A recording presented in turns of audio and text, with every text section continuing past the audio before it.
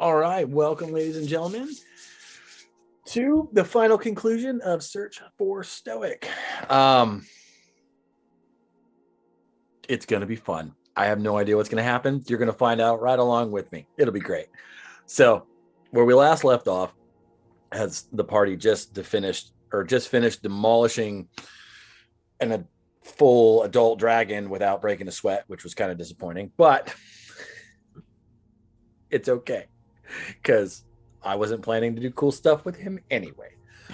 So afterwards, they then left that room and entered the hallway where they found themselves face to face with another half circle room with a giant mirror all the way across one wall.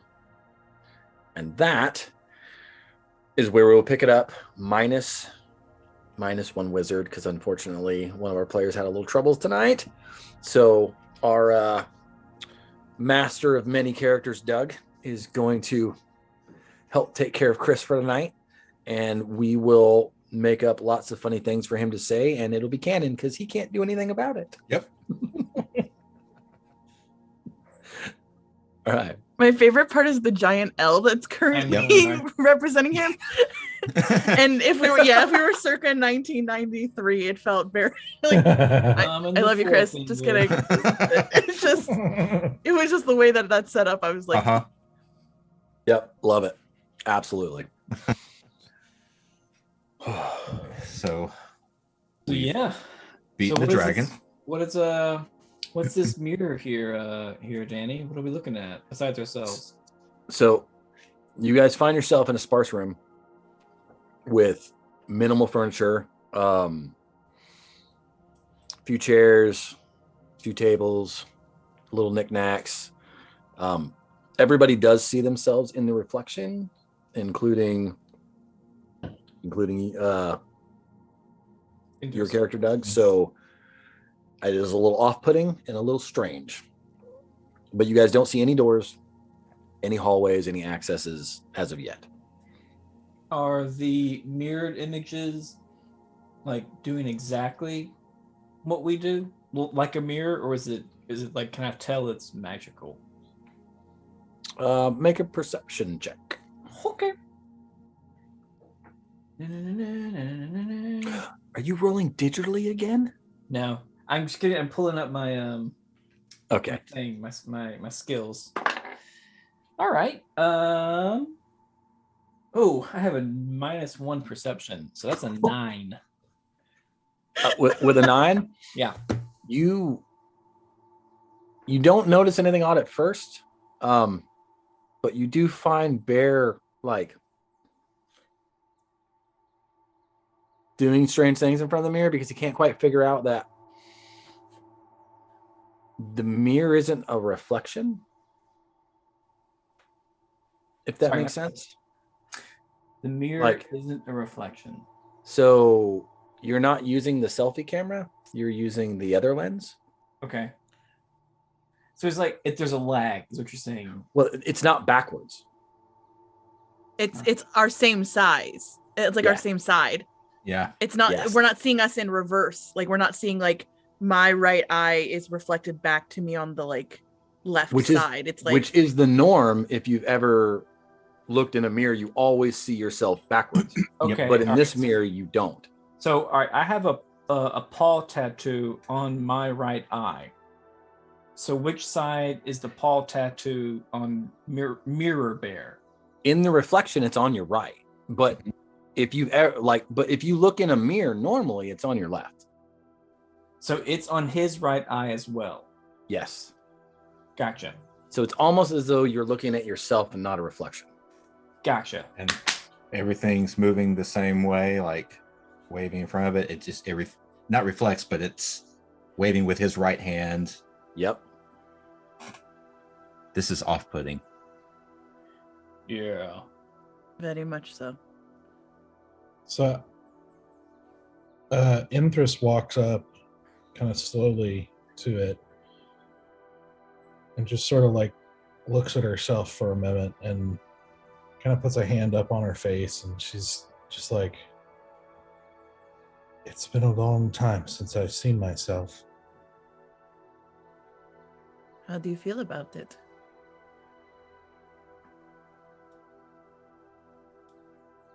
Well, I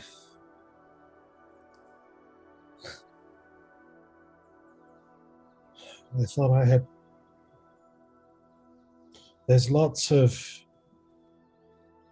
shall we say, side effects of being a vampire, and I suppose I thought I had made peace with them.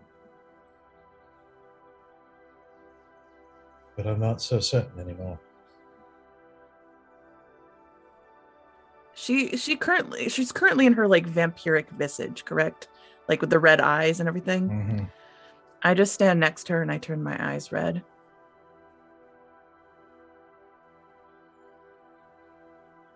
Lady I think now you get to see why Valen is so torn between you and Kiri.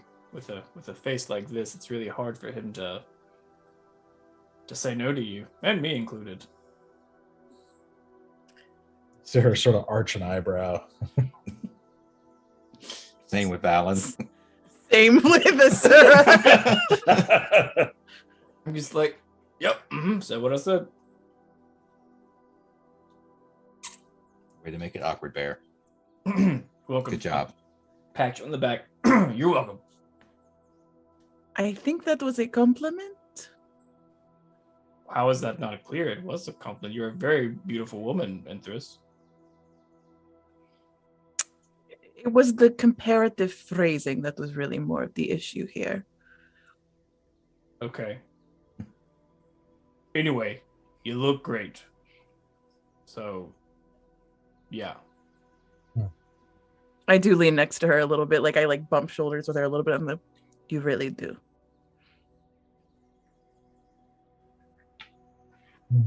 Well, thank you, but still, it's not quite the same, seeing as how this doesn't seem to be an actual mirror.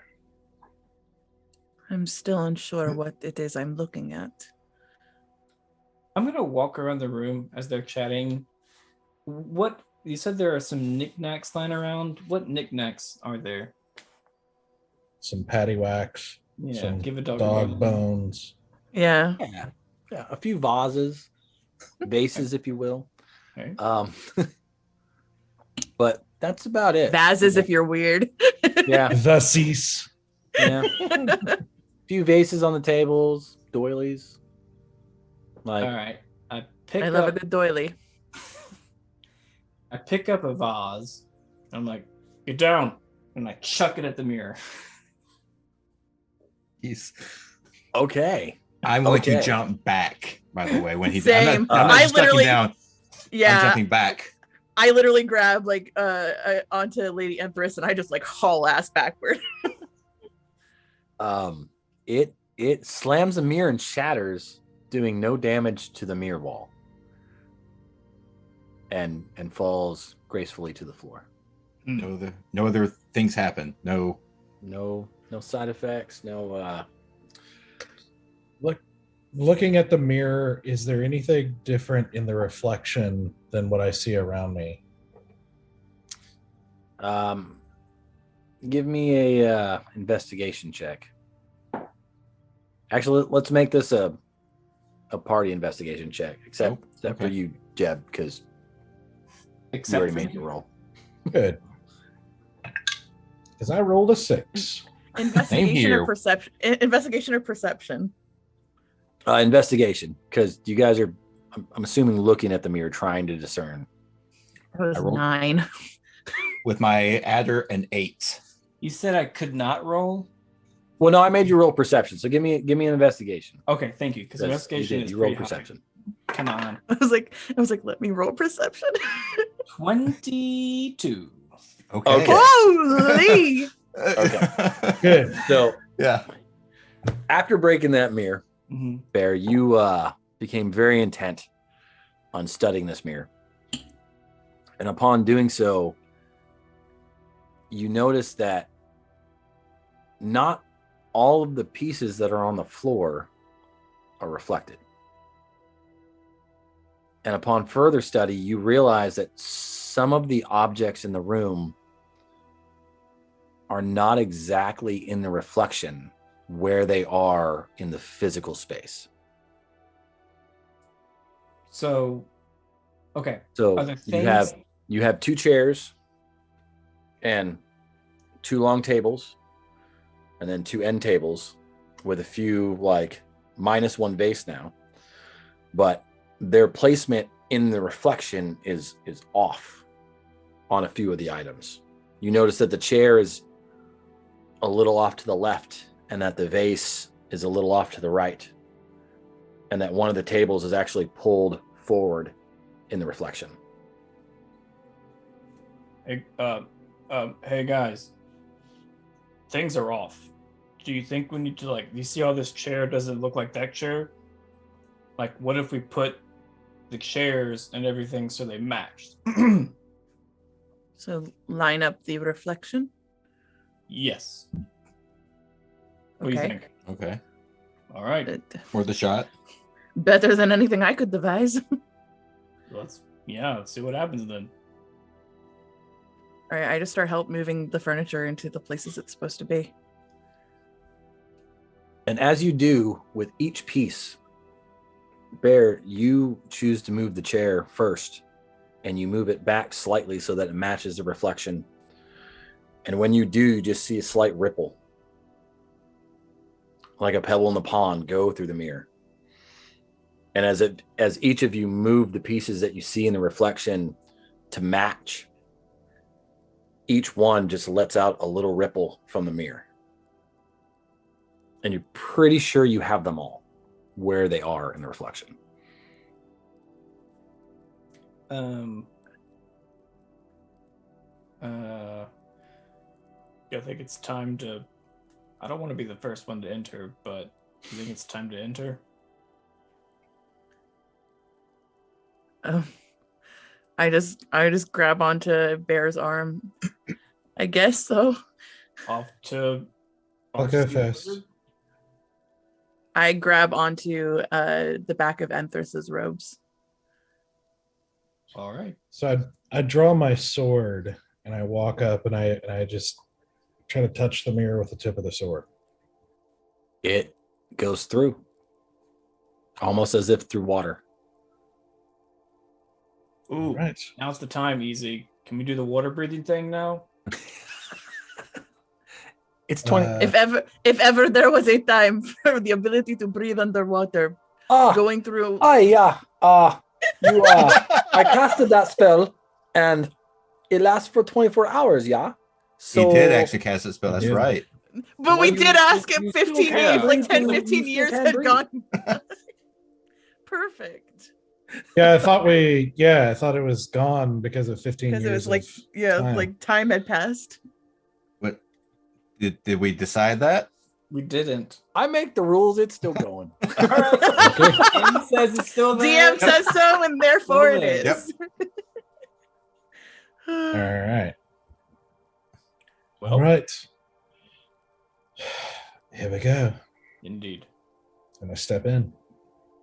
I'm with her. Oh, I've still got my hand on her robe, and I've got Bear's arm hooked in with my arm. Yep. We're all daisy chaining this. Mm-hmm. As each of you enter through the mirror, it is cold. Everywhere the mirror touches is like ice, chilling your skin, but only on the point of contact. Once you're through, the other side is natural feeling. And you step through and you find yourself, despite the confines of the temple or the tower and your understanding of its round shape, you find yourself in a very long room. And at the far end of this room, you see a single throne with a single person sitting in it. After this long carpet. And then, Asura, you notice just to the right of that chair stands Stoic.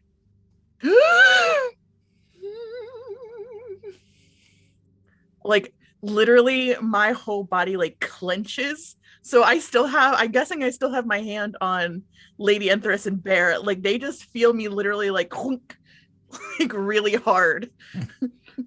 And all of you see him now. And Asura was just the first one to notice because you guys are about probably like 150, 200 feet away. I mean, it is a very long hall that you guys have entered. And it is at now you can tell you are in a throne room filled with moonlight pouring through the windows and a very lush red carpet leading all the way up and elevating about 15 feet to where there's these 4 statues on each side of a platform that sits in front of the throne.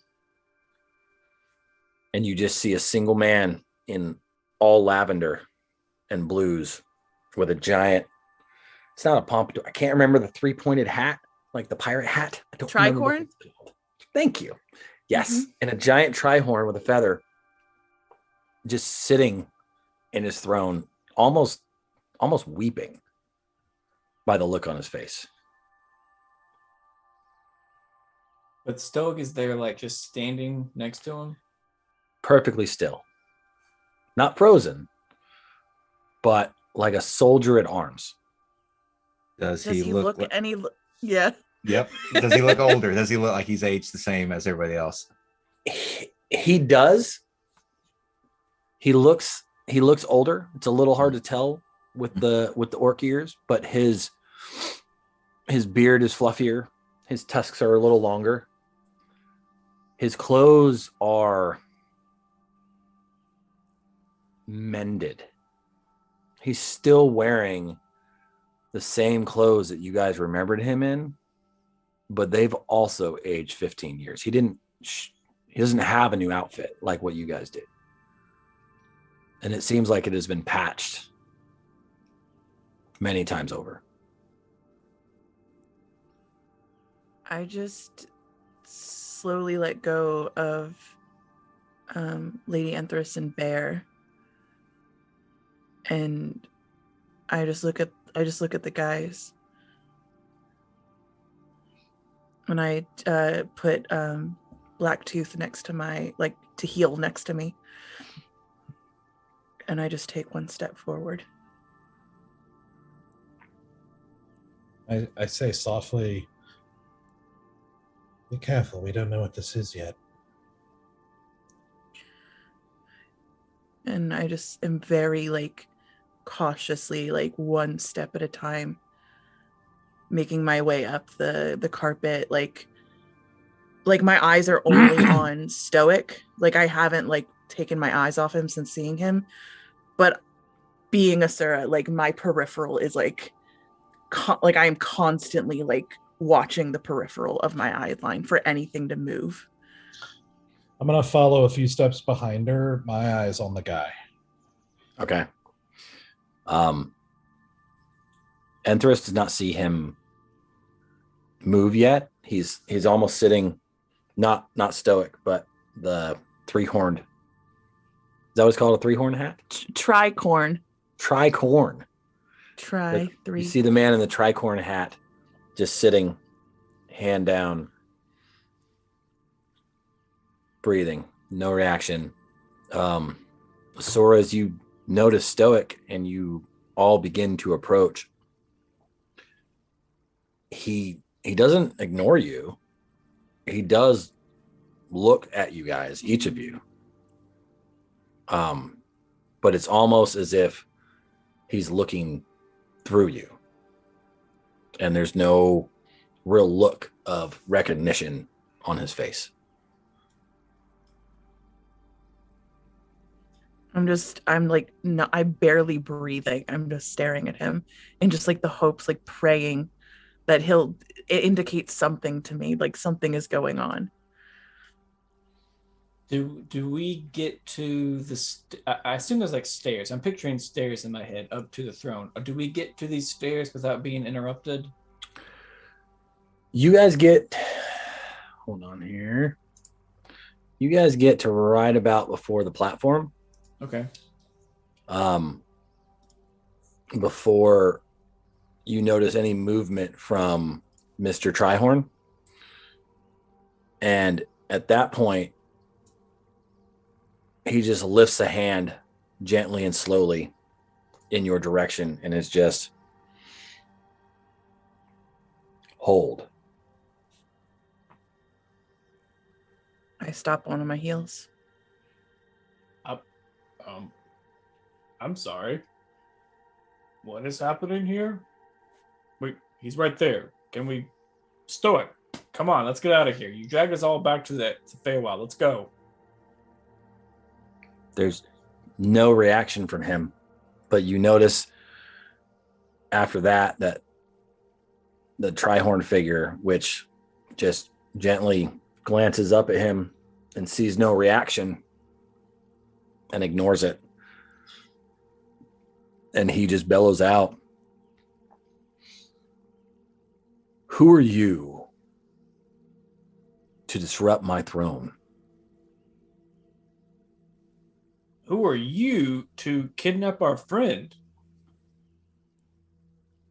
And what friend is that?"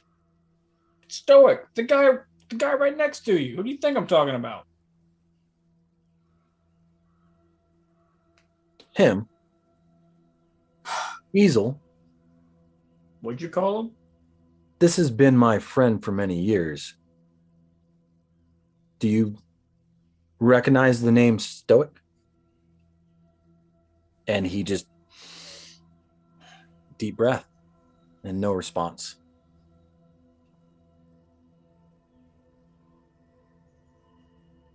Listen, we live in a fantasy world, my friend. I don't know what kind of spell you put him under. I'm not fooled by this. You've clearly done something to our friend, and I want you to stop it now. I don't think you realize the danger you're in. Invading my realm and my space. Trying to abduct one of my most faithful servants in my own home. Speak carefully. Okay. Apologies. We did trespass on your land. You are correct. But from our perspective, Stoic is our friend. He was kidnapped from us. He was taken from us. Again, in our perspective, like 2 hours ago. And so, being the group that we are, we decided to not let that happen, and we chased after him to bring him back. So we've been on the hunt for 2 hours. We found him. We kind of want to take him back home with us now. 2 hours. Kidnapping. And you see him deep in thought with a slight moment of recognition.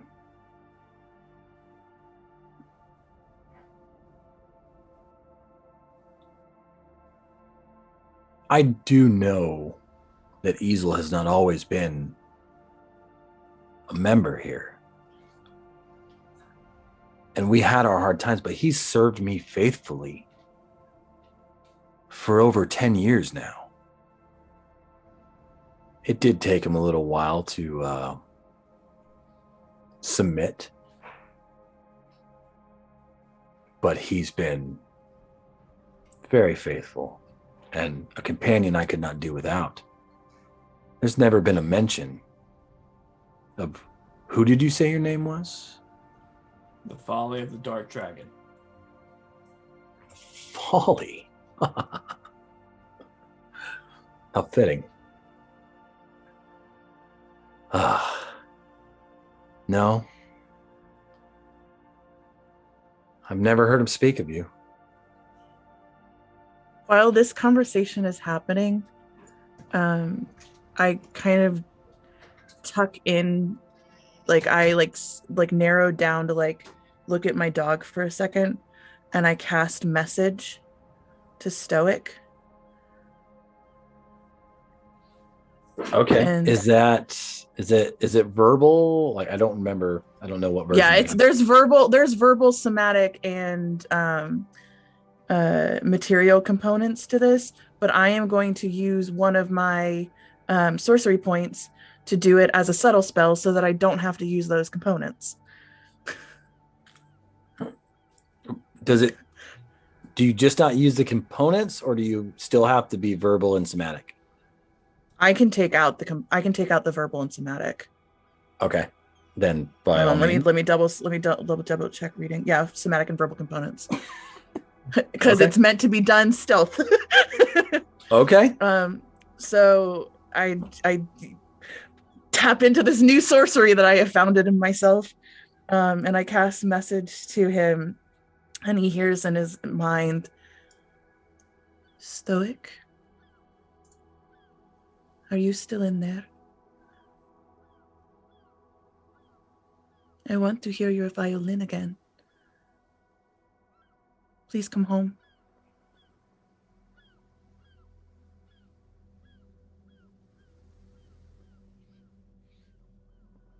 All you hear in reply is,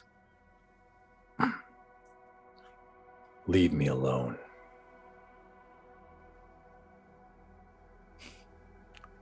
Asura you just see her whole body try not to be defeated by those words.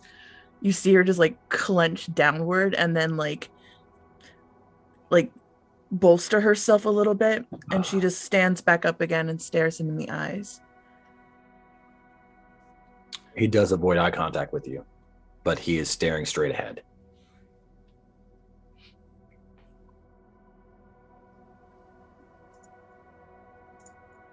Great Lord, if I may ask you, how did you come to meet this individual? Finally, someone with some manners. It was so long ago, it is hard to remember, but I do believe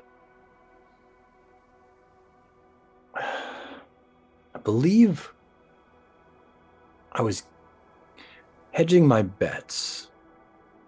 You see, this man is a very wanted man by many, one of which is a very powerful being here in the Feywild. Another is an equally, or if not more so, powerful devil. And to be honest, I was in a moment of weakness, being greedy, and I planned to kidnap him and sell him off to the highest bidder. Not for money, but for favors. But I don't know, he just interested me. And after breaking him, he became so loyal I couldn't bear to part with him. I see. A bidding war, if you will. Yes. How very clever. I think it all worked out for the best, though. To be honest, the two men that were searching for him didn't search too hard. I mean, one did, but we came to an agreement. And he visited much sooner than you folk. But I've made deals with devils before, and we found our way. Well, our power over time certainly cannot compare to your own. And so we have such limitations that delayed our coming. But perhaps now that we are here, we can strike a different deal that would be beneficial to you, even more so. Well, I'm always open to deals, but I highly doubt that any of you have anything of interest besides a quick exit. You're interested in a quick exit? Of your persons. Well, you still have not told us exactly what it is that interests you in Easel is what you referred to him as? Well, So that I might know how to negotiate in a comparable offer.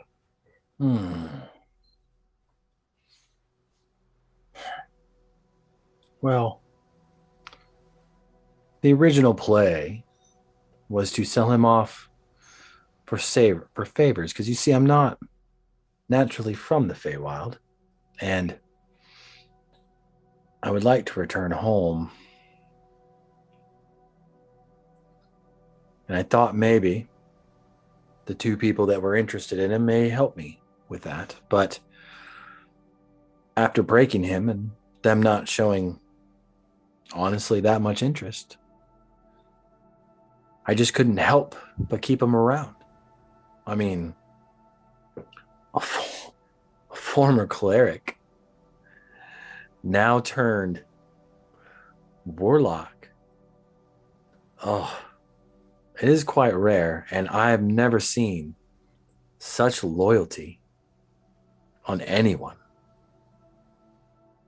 I've never had anyone take as long to break as this man here.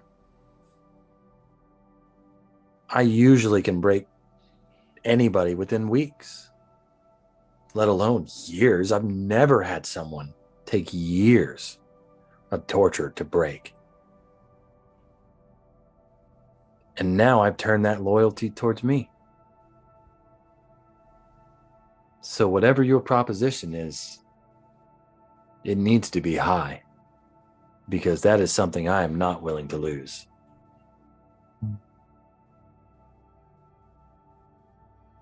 Well, perhaps I can.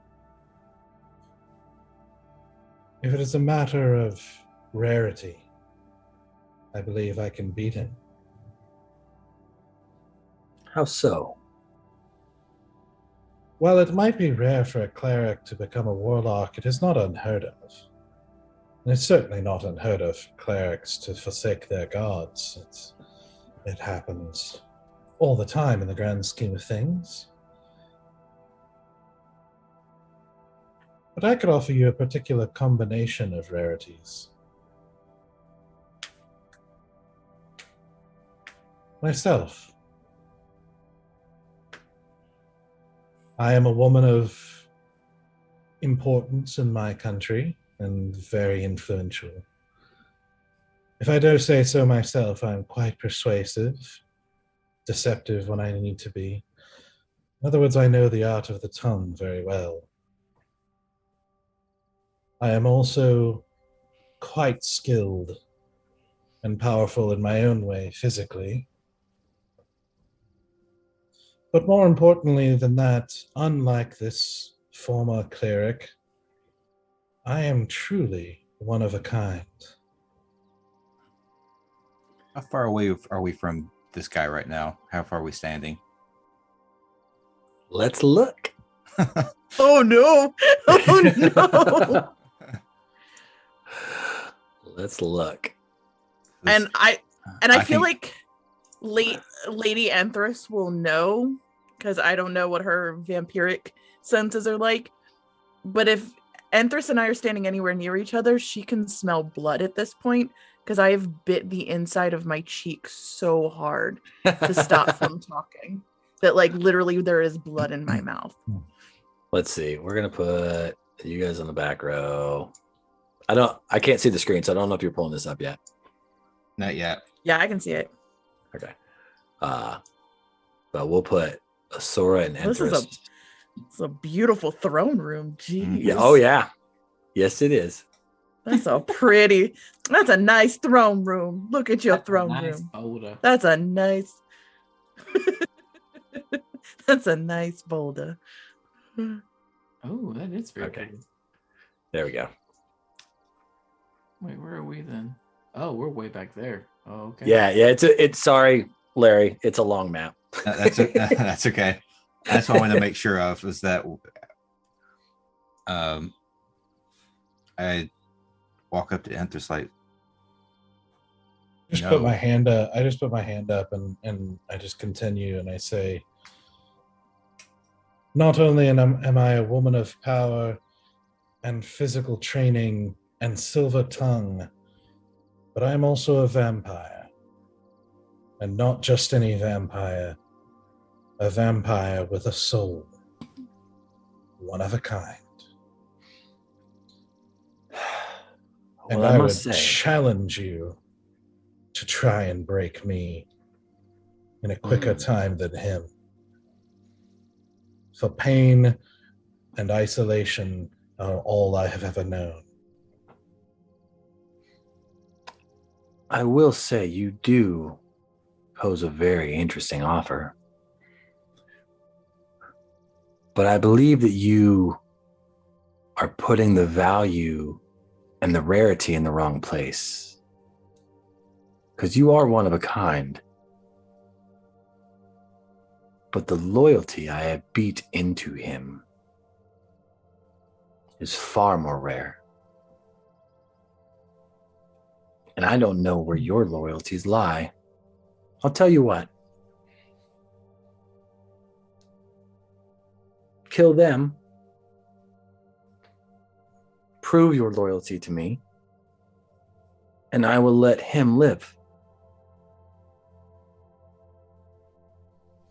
Oh, of course. It is my mistake. I overestimated your abilities to break people. If you're not up to such a challenge, I rescind my offer with respect. Well chosen. Because, don't be mistaken, I could break you. But I don't need to. I have a very loyal, very handsome, and he strokes Stoic's beard. Surin cannot. She just yells, Stoic!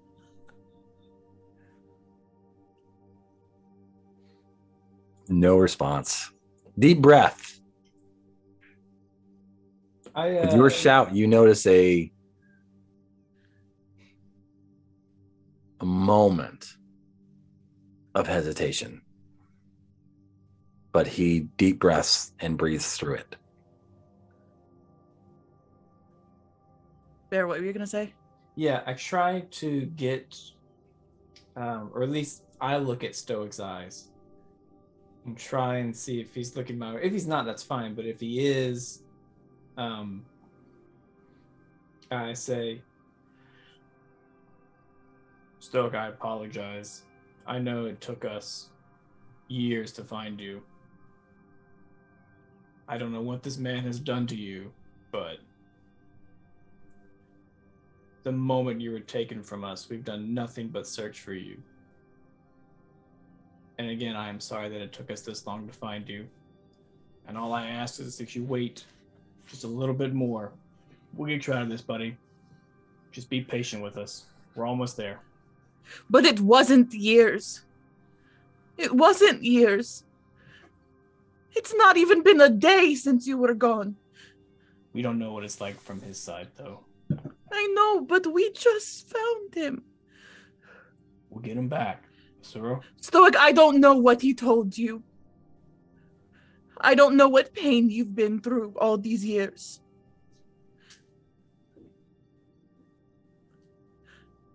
Had I known it would have taken us this long to find you, I would have ripped a hole through every fabric of our worlds.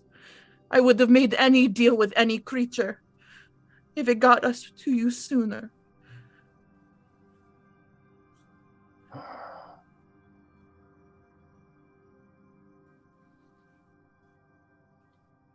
You see no break in his facial expression. No stutter in his breathing. But you do see a single tear roll down his cheek. Oh. And at that time,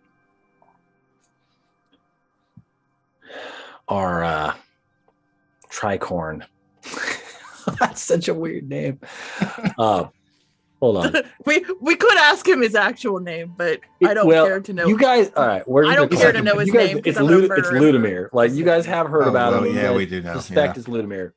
I So don't at this point, Ludimir glances to see the tear and notices the tear coming down Stoke's face, and just looks at the rest of you. And for the first time, you see a break in his composure.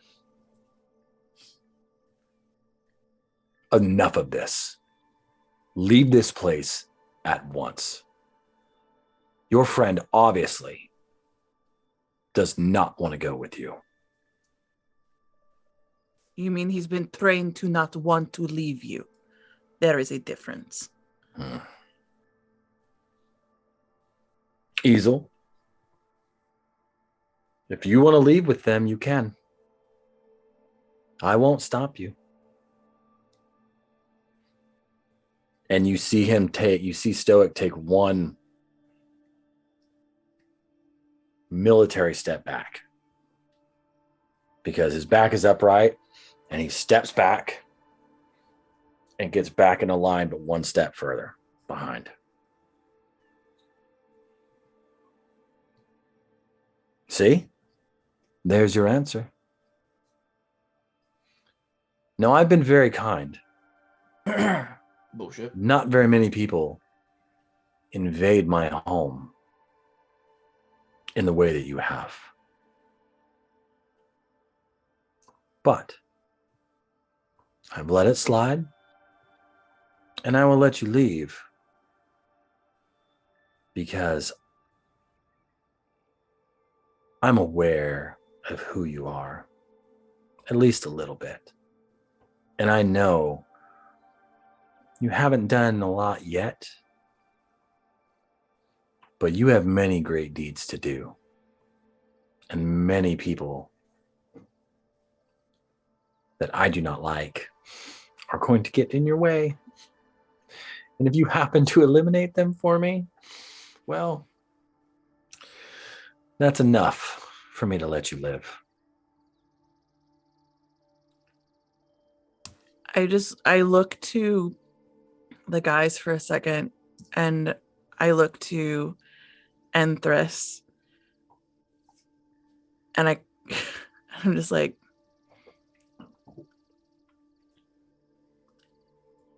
this is going to be stupid.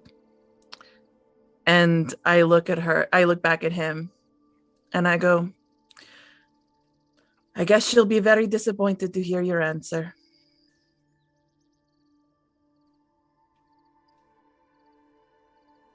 Right. You say you guess that she'll be very disappointed to hear your answer. And I look at the king.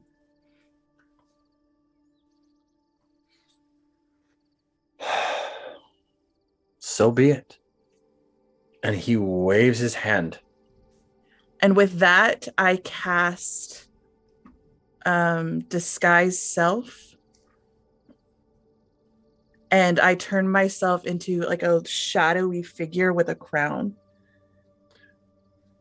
I'll let you have it. And you do cast that. But when he waves his hand, there's 5 of you technically. Mm-hmm. The 5 of you notice that this room is filled with moonlight pouring through the windows. And as such, your shadows are still in that slightly wavery form that you've seen them before. And at the wave of his hand, your shadows begin to rise and come up. Motherfucker, I knew those shadows were shady. I knew they were shady. Shady shadow, huh? And you are suddenly faced with yourself. Love it. We're about to fight our shadow selves. Fucking bullshit. Do you know how much damn anime I make? Come on, or watch. You know this is coming. I know. This is the nega folly, okay? This is like seeing this, I draw my sword And I say, well, I suddenly I don't miss not having a shadow. And I use that sword to cast haste on myself. Ooh. Yes. We Get will it see what that clean. hold that. We will see where that happens because at the point of them rising, I'll have us roll initiative. Okay. Okay. Mega battle. Because his movement was him initiating combat and threat. So if Tara, if you still want to cast your disguise self, you can. And you can cast your haste, but I was you hoping will I have would to have do it more on your time to turn. talk, but perhaps it would not work. Yeah. Nope, he has had enough. All right, now I gotta close down the window thing so I can see my map. Let's bring that up for everyone to see. Mm-hmm. This beautiful map. All right. And I have not found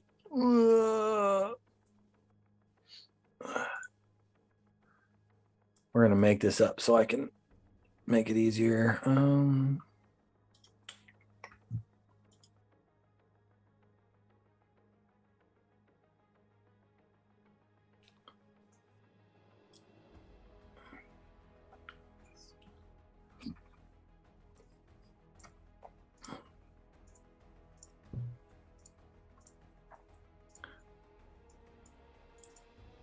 Is he frantically trying to read Easy's? That's okay. I knew I was doing this, and I've been searching the whole time and could not find tokens that I liked. So, like, I'm last minute just going, well, just pretend they're you.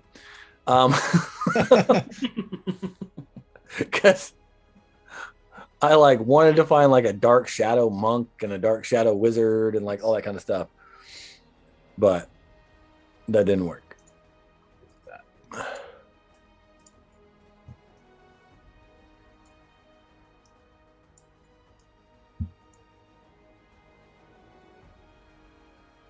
But them being different helps very much.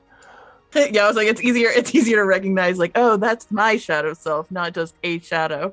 So we're going here.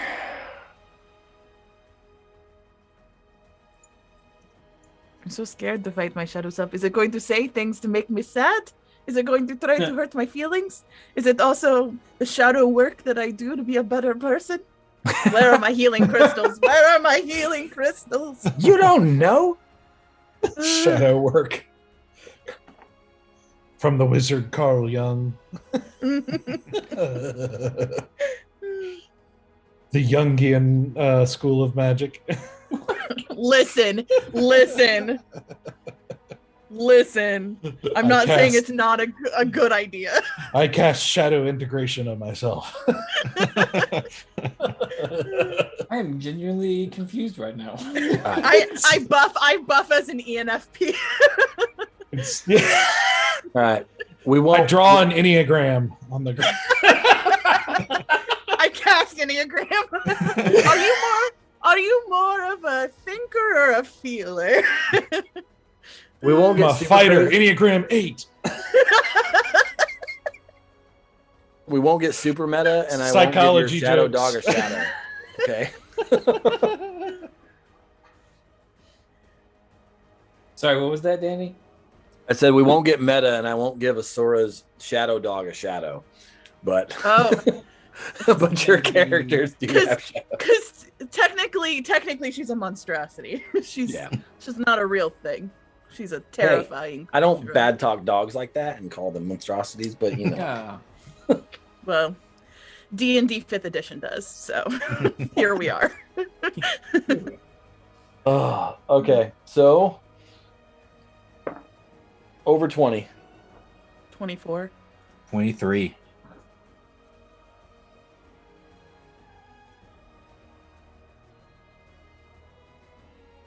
I better start thinking. I'm not used to going this early. Oh God!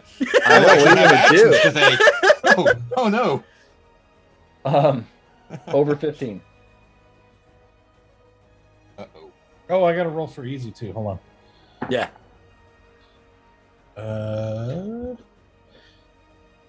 Easy got 12. Even when he's not here, he still rolls easy. And for sake of not making this any more difficult than it's already going to be, if you two would please have your characters. I know Terra, yours gets its own roll, but if you guys could have them go on your turns. Yeah, that's what I'm doing. I'm just having my dog move like right before or right after me. Well, Jeb, you're left. Where you at? And Doug's left too. 2. 10.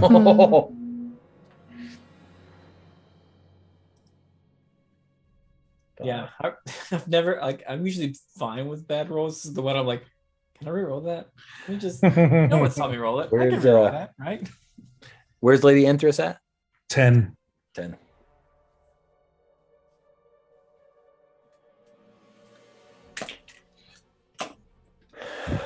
All right, so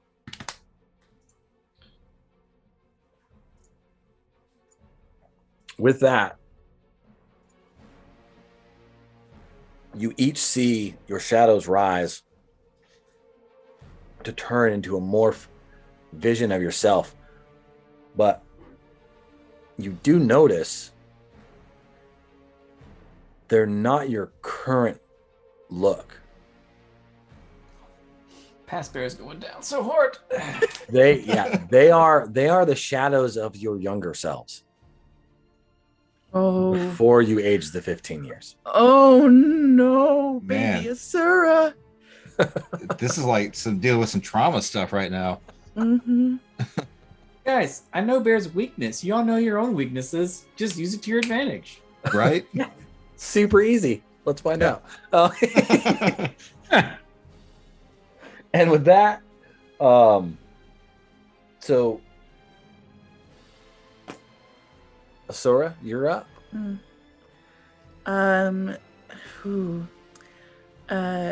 I send Blacktooth around behind my shadow self.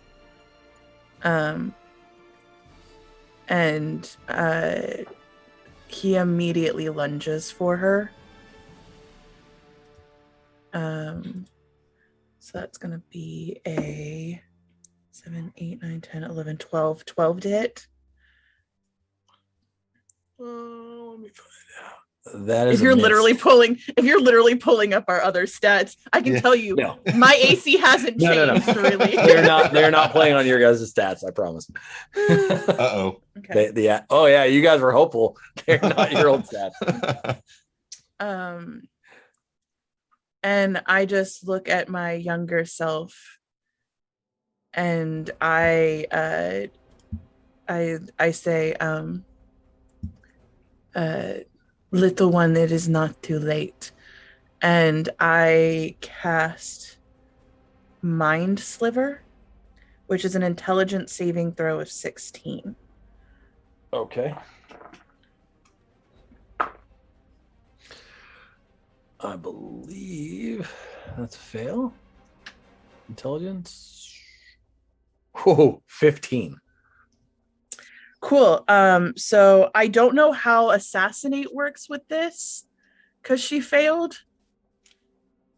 I don't know if that doubles or not, but I do get sneak attack because this was my first attack against her. Well, either you got to answer that, or because I have not read your assassinate function yet. That's why I'm trying to read the feature now. I'm trying to figure out this is under the impression that I'm attacking as if you have advantage on attack rolls. So that's a saving throw, so it's not the same.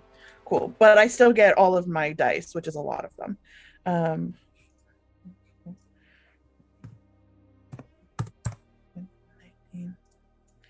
19, 23, 4,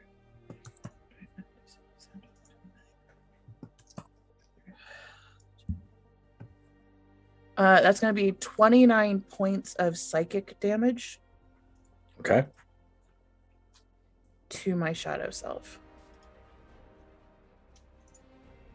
And because my shadow self failed, they have to subtract a 1d4 from the next saving throw it makes before the end of my next turn. Okay, so 29 psychic. Yep. And then 1d4 on which turn?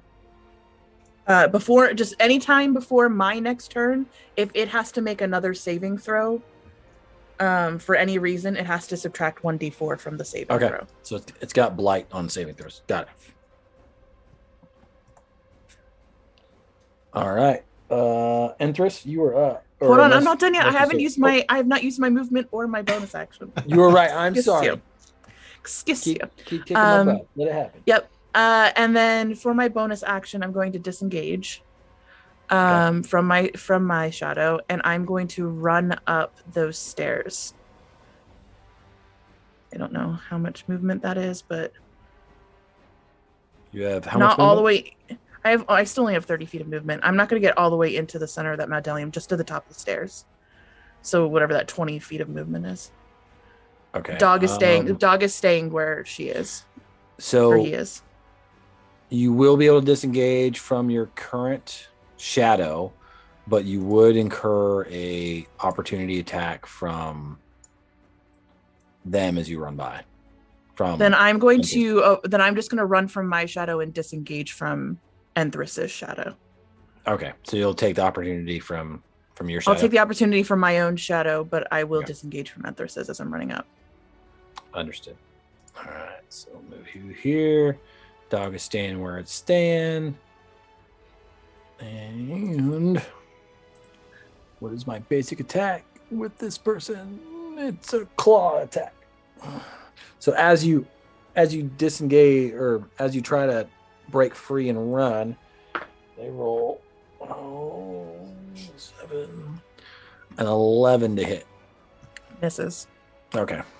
So you swoop under the left hand of your shadow self, trying to stab you with the dagger that you realize is the lifesteal dagger, I think is the name of it. That's the life drain daggers. Yeah, those sapphire ones. Yep. as Baby, you run sir, I to see you. to the top of the stairs, and it is Entrus's turn. Or no, sorry, Balance turn. Yeah. I was about to say that's not. Yeah. So I am going to. Sorry, I need to check one more thing real quick. Okay, yeah. So I'm with my shadow self is right beside me, or right behind me, right? That's correct. Okay. So just gonna look at him and sorry. And I'm gonna take a couple of unarmed strikes at him. Mm-hmm. Have at it. With the gloves of soul catching, we'll see what this does. So first attack is I think it's a dirty 20. That's a hit. All right.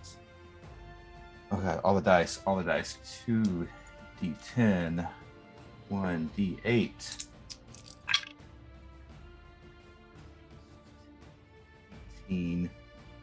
22 points of damage. Okay. All right. And I am going to choose to... What kind of damage? So it was 10 points of force damage and 8 points of bludgeoning damage. And it all counts as magical because monk. Okay. Fists of magic. I need to know that. So non-magical. Okay, thank you. And I'm going to choose to take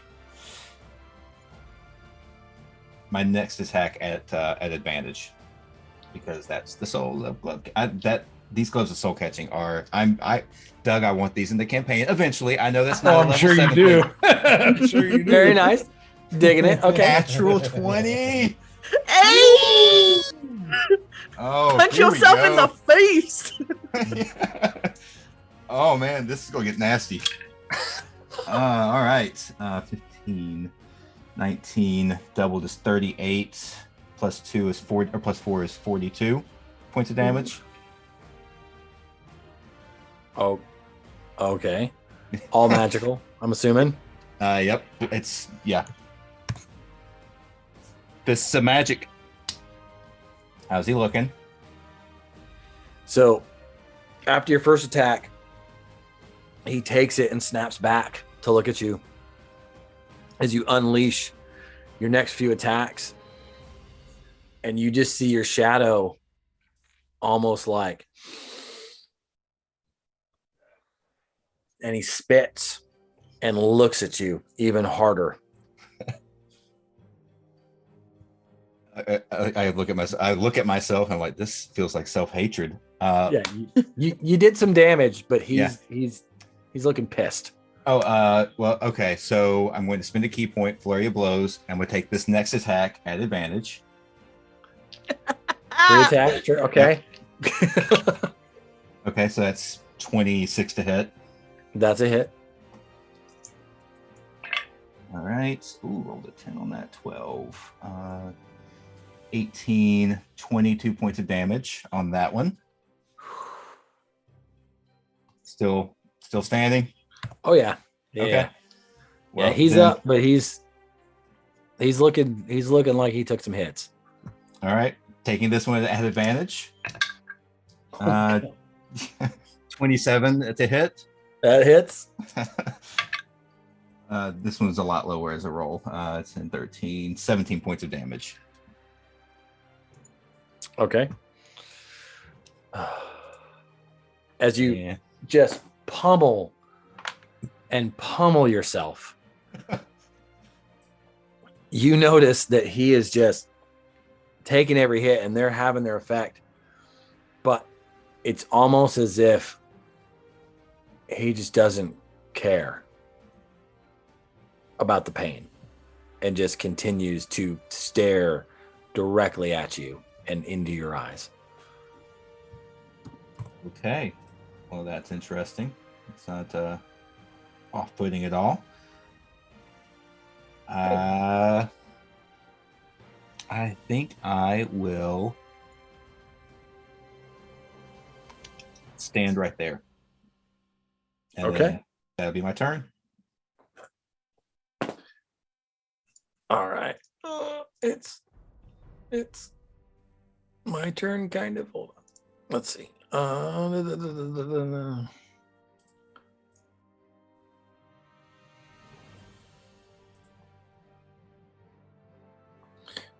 right. I gotta see how I'm gonna do this. So after your attack and seeing the movement made, you suddenly notice that the moonlight coming through the windows begins to shift. And it begins to, well, I can do this. I should have planned this out. And you suddenly see the moonlight ring around you guys. Uh-oh. Boy.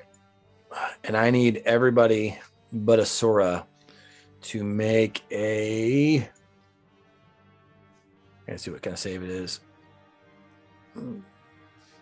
A dexterity save. Or shadow selves have to make dex saves?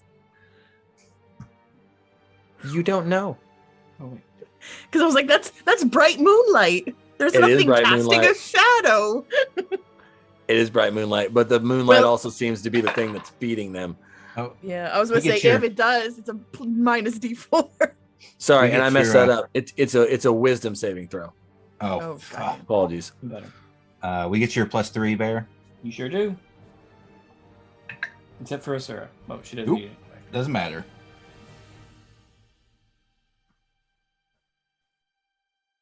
This is not frightened, is it, Danny? No. Okay.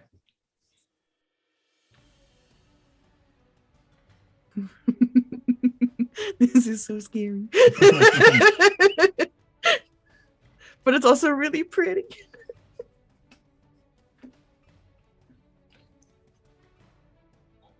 What kind of damage would this be? Radiant. Radiant. Yeah.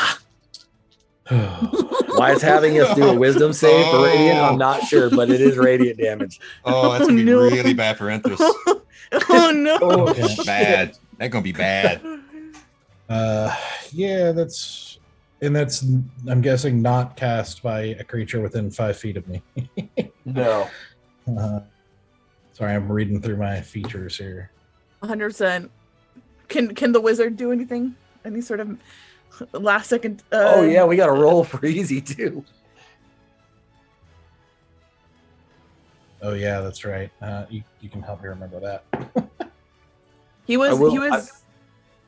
Go ahead. I thought we had already rolled for him. Oh, he has advantage. I forgot because of his little arch magi. Yeah. Because it's that 1,000 That's it. over Good thing, souped things. Do you get So a he thing with haste? rolled. Oh wait, you're not hasted yet. Shoot. Well, So, am I hasted? No, that spell would have to be on your turn because she got it at the same time he was raising his hand. Yours was a little bit behind, so you would have to use your turn to cast it. Okay.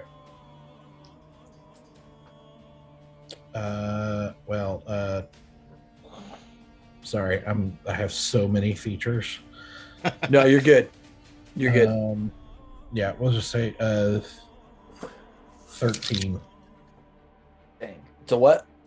13. 13. Okay. Well, we'll keep it short and sweet. For those of you, You know what? I'm gonna use a key point and re-roll it. I forgot I have that. Diamond Soul.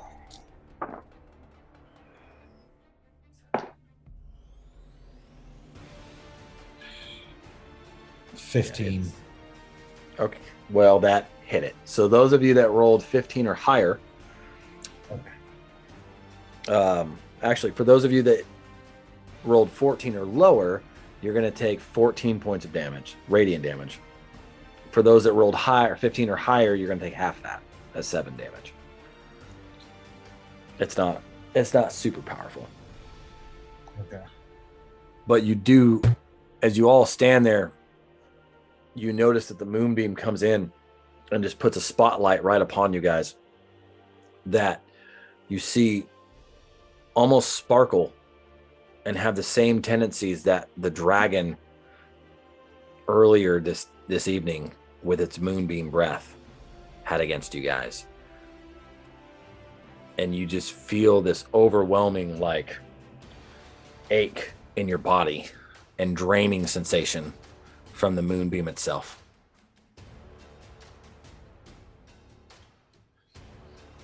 Okay. And it is now the shadows' turns. Holy crap, I gotta do a lot of turns. Doug, how do you do this every week? Okay. A lot of organization. Yeah, well, at least I put them all on the same turn this time. So That helps. we're gonna go clockwise, and this one is going to attack Entrus with a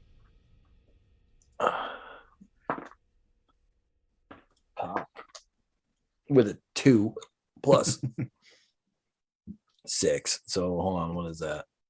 Or no, plus 6. That's an 8 to hit. The doubt hits. Just missed it. And they do not have multi-attack. So you guys are lucky. So we'll go this one on Bear. Mm-hmm. Moving up. And that is that's a good one. That's a 25 to hit. Oh yeah. And that's 4d6. Oh my god, I gotta find text. 46.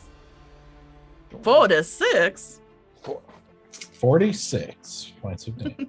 Yeah, 46 points of damage. No. So your own shadow, which you see in front of you, Bear, suddenly reaches behind him, and out of nowhere he begins to pull what you think is a sword until he continues to pull it, and you see that it's a trident. You son of a bitch.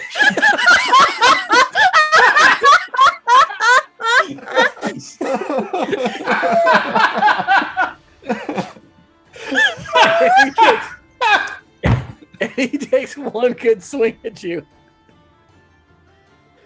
And he hits you for 16 points of damage. Okay. All right.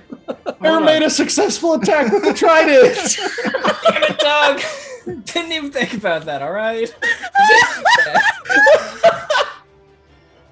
You're welcome. Okay. Greatest love story ever told. Baron Oh my is trident. Hold on. Unrequited love. On I to I have two questions. yes. One for a future thing, and then one for right now. Okay. So, in the future, I still have my ring with 2 shield spells. Should I wait for you to say what the dice roll is before I use my shield, or should I or do you just say someone's attacking bear and I say shield? Is the shield spell a reaction? Yes. If it's a reaction, Which you take when you are hit by an attack or targeted by the you- magic. you can use it. You can use it after finding out that the attack roll hits, Okay. but before the damage. Okay. So if it's like it's an attack, it hits, you can go shield, but not after you find out like shit, that was a really good roll. I don't want to take that much. Okay. No, perfect. That's great. Okay. And then second thing, my magical weapon, the concluder. When I take damage, melee damage, I get to roll with advantage as a reaction against him back. It's your weapon. Go ahead. Sure. So I haven't read it. That's Wreck what me, said. I Let's wreck do it. you. You Let's hit do me with it. my trident, I hit you harder. Oh no, those are both terrible. Well, that might work. 18. 18 hits. All right. Yeah, it's a good thing you're not fighting with your armor class. Well, that magical weapon, dude. Let's see. Yeah, I'll do two-handed. I'll commit to two-handed. Two-handed, 1d10. And also, as a level 15 paladin, I get a special d8 just because. So that is 9, 4, 13 plus 6. 20 points of damage. Okay. Damn. Nicely done. Thank you. So seeing this trident and getting yourself enraged, you suddenly lash out with your weapon and just land a few decisive blows against him or against yourself. Using my own type of damage, my own trident. I don't like it. All right. So Valen, your guy is going to take an attack against you. Holy crap, I missed my whole dice tray. Hold on. Getting violent with those dice. I did. That's a 19 to hit. That's gonna hit. Okay. So, well, that's crappy. 6 damage. Okay. So, after he lands his blow, feeling himself hurt after your pummeling, you see him land one counter blow that you feel, but it almost brushes off because there's not much damage. And then he opens and throws his arms out and actually moves into you. Oh, okay. He is now occupying the same space. And you feel him like he's not taking you over. You're not making a saving throw, but he can move through you and around you as his shadow. And he has decided to take cover with you. Interesting. Okay. So next is I Easy's guy. For you there, Doug. It's 19 to hit. 19 For easy. does hit. Okay, for God's sakes, he's a wizard. I hope so. His He AC does have is surprisingly high AC for a wizard. Does he? bonkers. Yeah. His AC is Okay. bonkers. Ooh, that's a good roll. 17. He built a ridiculous character. Yes. Yes, Okay. he did. So you see Easy, the shadow of yourself, staring at you, leans back lifts an eyebrow, shakes his hair as the younger version, reaches behind his back, and he pulls out a conch.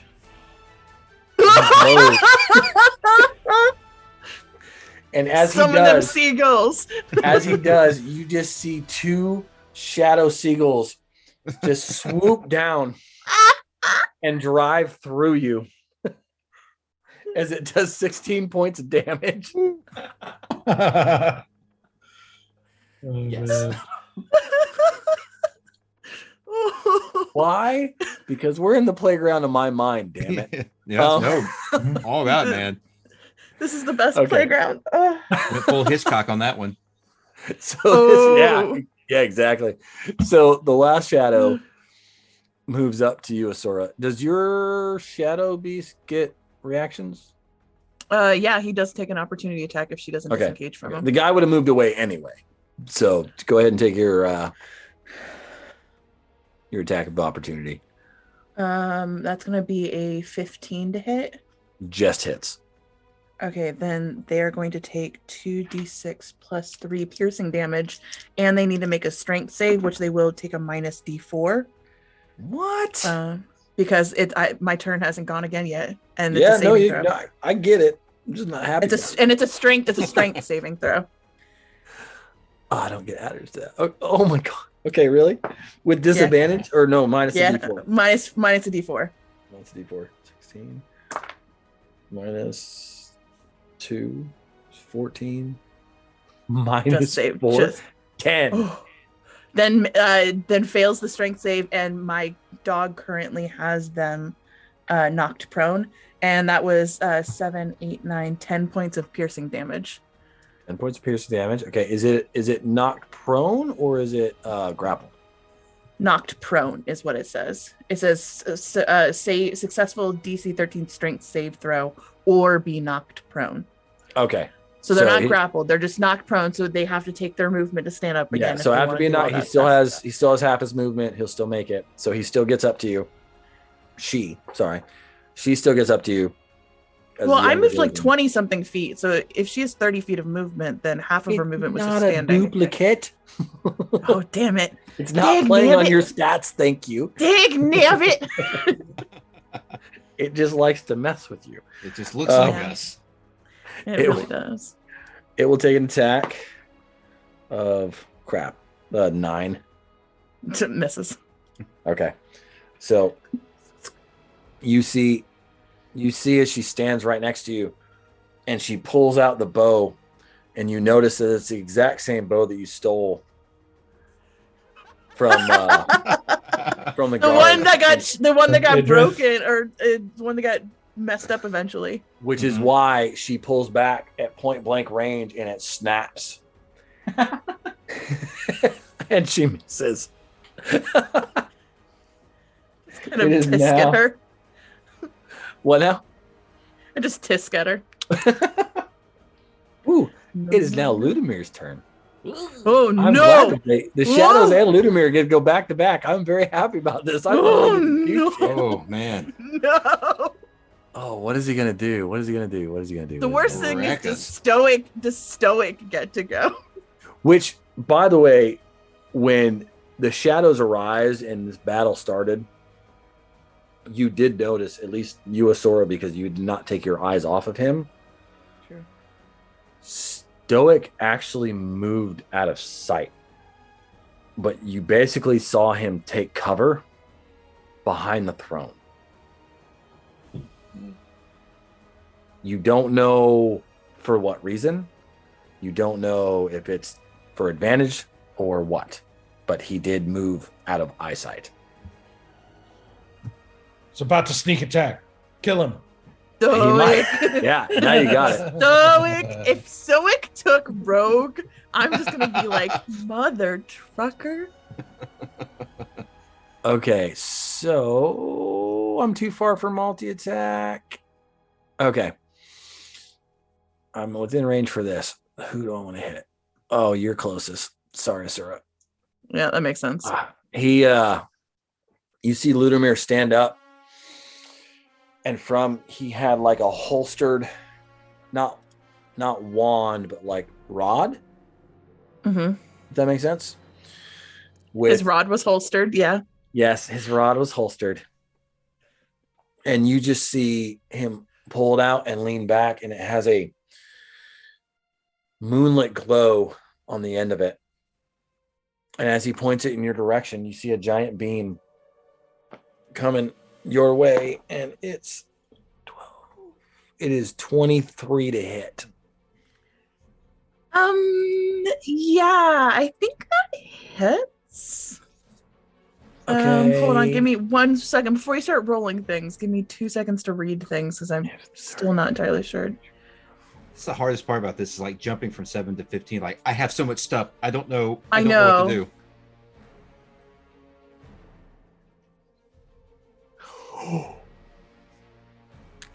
That's an awesome thing I can do, but it does not work for you. I am going to cast shield.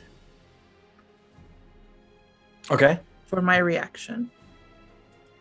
Okay, and shield just raised your AC. By what was the roll again? It was a Sorry, can you repeat that? 23 to hit. Oh no, shield's not even gonna do anything for me. Even if I got a +5, that doesn't do anything for me. Never mind, I'm not casting shield. Sorry, I'm still trying to figure out how magic works. That's okay. Sarah went from no magic to a lot of magic. That's okay. That's why I ask. Yeah. No, I'm not gonna cast shield. All right, so that you suddenly see the moonbeam blazing at you. Oh, I don't even know if I have these dice. Hold on. Oh no. I don't like that sentence. That was not a sentence I enjoyed. I did not find joy in that sentence. Aw.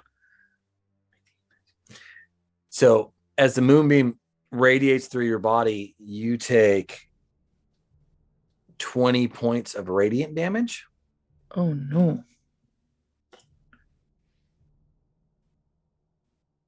Yes. And you suddenly, as it passes through you, you notice that parts of that light and parts of that moonbeam actually stayed upon you.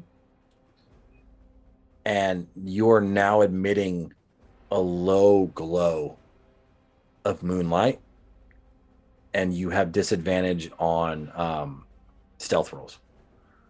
Mother trucker! That's my one thing! It's my one thing! Oh man. Okay. You really That moonbeam also me. has other effects, but I don't know if I'm going to get to use it in this fight. That felt like more like a personal attack than anything. It just works out fine. like you were the closest one to him. That's fine. Cool. Great. Fine. Because I didn't use my reaction for shield because that wasn't going to do anything. What I do use is my reaction for hellish rebuke. Yeah.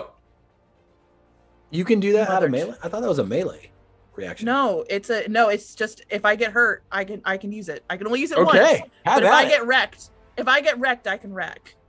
Get him. Get him. So that is 3d10 fire damage. Holy shit. That this mother trucker You are way up in will levels. be. She's hellish rebuke at 3d10 has been her thing. Yep. Yeah. Ouch. Okay. Oh, you're not gonna like that. You will have to make a dex save. A dex save? All right. Yep. I'm down. God, I'm changing dice. What'd you roll? I didn't get no adders with dex. So I rolled. Oh yeah, I do. Okay. 8. Yeah, you definitely failed that one because your dex save was 16, and you're really, really not gonna like what damage I just rolled on my d10s, which I rarely get to roll because that's just not a level of power that I have. I rolled I rolled 2 9s and a 10. So that's 19, 9 is 18. 28 points of damage. 28 points of fire damage at this mother trucker. Of fire damage? Yeah. Anything? Do I have anything? Okay. On a reaction. It's just my reaction. You That's wreck okay, me, I 'cause- wreck you. After he lights you up with this moonbeam, you suddenly become enraged and your eyes flare and you try to take all of that pain and all that sorrow that he just inflicted on you and you flash it back and you see fire grow up his legs and over his body and he smiles at you. No. No. To do no damage. Mother Fudger! What are you talking about? No Are you damage. so great. shooting me? 'Cause, What like, the heck? I did not build this guy, but he looks like Asura's personal like bastard. Like, Well, he stole my boy. So yeah, that would make sense that he would also be my personal kryptonite.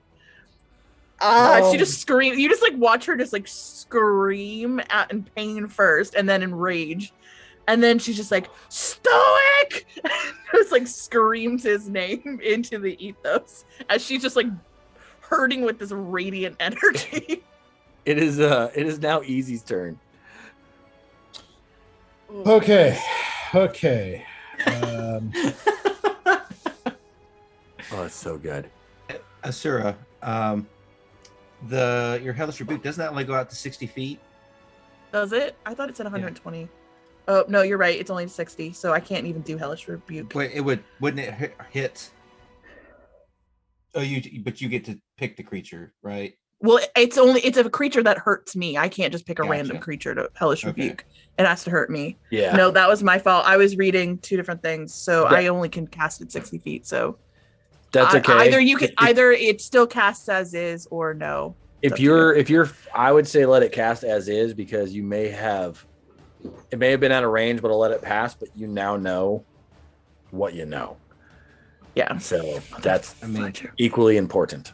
that is very important information to So- have. Thank you for catching that. That was my Yeah. fault. We'll let it go so that way you don't lose that yeah. knowledge. all right. Okay. Easy. Wants to rotate around to here. Oh, hold on one more time. I gotta scroll There. down. Okay. Swinging around the back of him. Yep. Because I'm gonna do a cone spell, so I'm trying to get all these shadow And you're out of the circle. shadow people. Yep. And see Easy kind of crack his knuckles and says, I think it's time for the shadows to enter the light. And he's going to cast Prismatic Spray. Oh, shit. All right. Yes. Yes. So Chris would be proud of you, Doug. Yeah. what's the width of the cone? So it is a 60-foot cone. Oh yeah, that should get him. Because And of course, I'm going to sculpt around the allies. Thank you. so I will say you'll get all of them, but Asura's shadow. Okay. So each creature must make a dexterity saving throw. Okay. Okay, Dex I've got.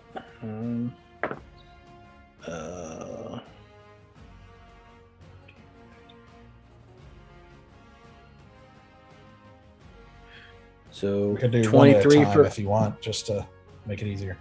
Yeah, I don't want to roll. I don't want to make them all roll on one roll because then it's kind of Yeah. shitty. First one's a 23. Which one is Going that? Clockwise. That's Second starting at the one's- top. Starting with the one in front of you, and then Yeah, going. do you want me to? Because each one has a different effect, so you want to handle it Oh. each one at a time. Yeah, I'll let you know what they are, and Okay. then you can tell me what happens to them. So the top one saves. No, so the one directly in front of you. Well, let me click. So this one rolled a 23. Okay, so he saves. He's going to take half damage. That one Let me rolls a find out. 19. Yeah, we'll do one at a time. So what is half damage? All right, so half damage of orange, which is 10d6 acid damage. Let's see. So 35. So half of that would be 17 acid damage. Okay. You notice that it does hurt him, but not as much as you would have expected. Okay. All right. And so this one rolled a 19. That's a fail. So he's Okay. going to take, let's see, he does cold damage, which is going to be 36 points of cold damage. Okay. You notice that one also does not do as much as you were hoping. Okay. Doesn't seem to affect him as strongly. So that's 36, you said? Yep. So. Okay. Okay. The next one? Next one got a 12. It's a fail. Ooh, 7. Okay, Violet. On a failed save, the target is blinded. It must then make a wisdom saving throw at the start of your next turn.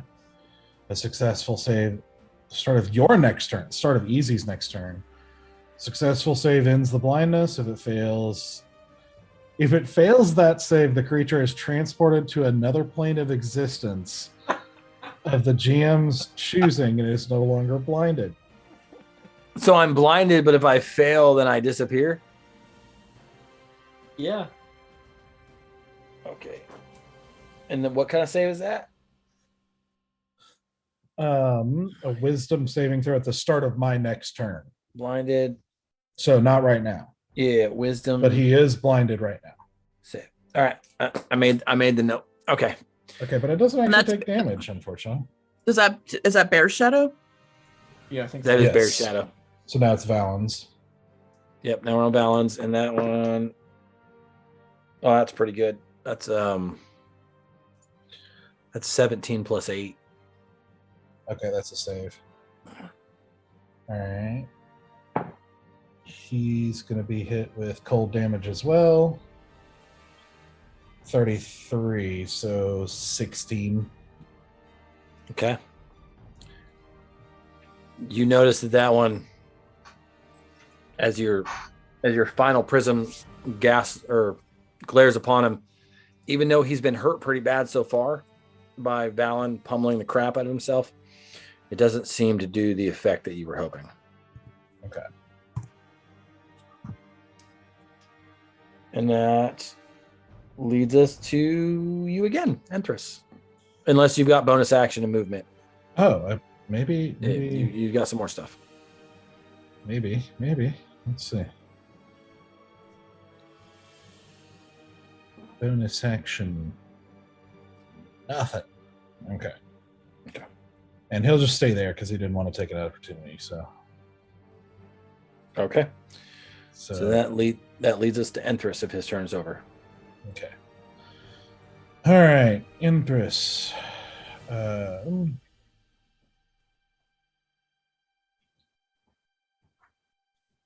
Let's see. What's killer is that so she's not vulnerable to radiant damage, but it stops a lot of her regeneration. Yes. If she takes radiant damage. So good. That sucks. Good. So About time I finally get a fight. A fair rotate fight. around here to right there. So she'll just spin around the guy. Finish casting haste. I'll let you get out of the circle with that movement. So you have put yourself in melee with this guy. That's good. And you're in melee with this guy, but you're out of the circle. Perfect. I want to be. All right. So,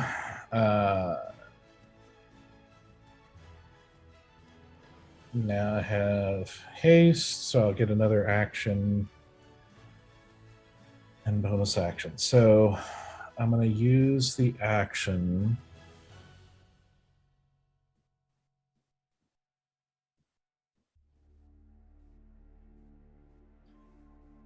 I'm going to attack Asura's shadow. Okay.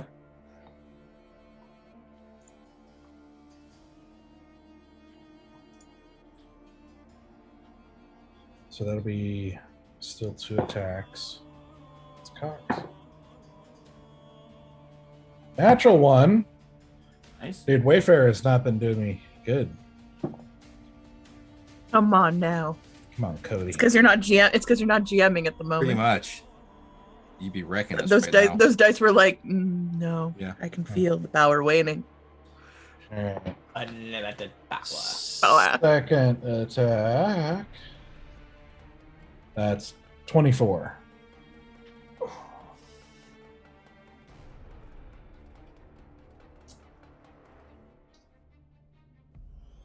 I assume that hits.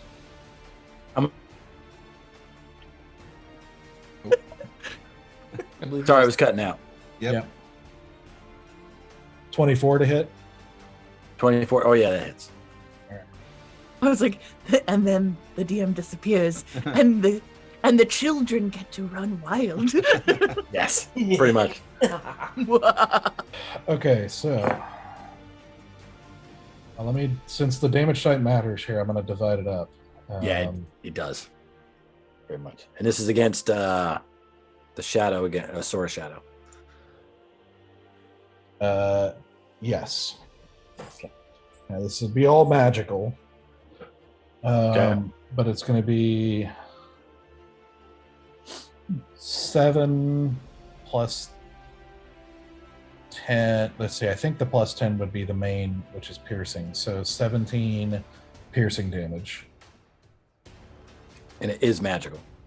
Yes. Okay. Your sword slices right into the shadow, and you see evident pain upon. Okay. It also does 13 radiant. And then 1 cold.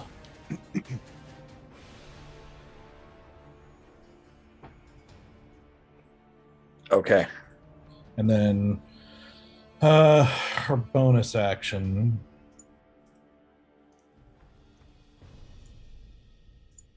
What am I doing on?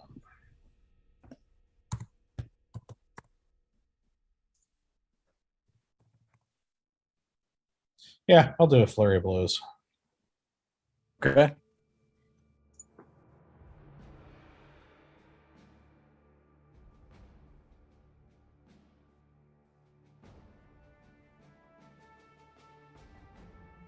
I don't know if I'm scared or flattered.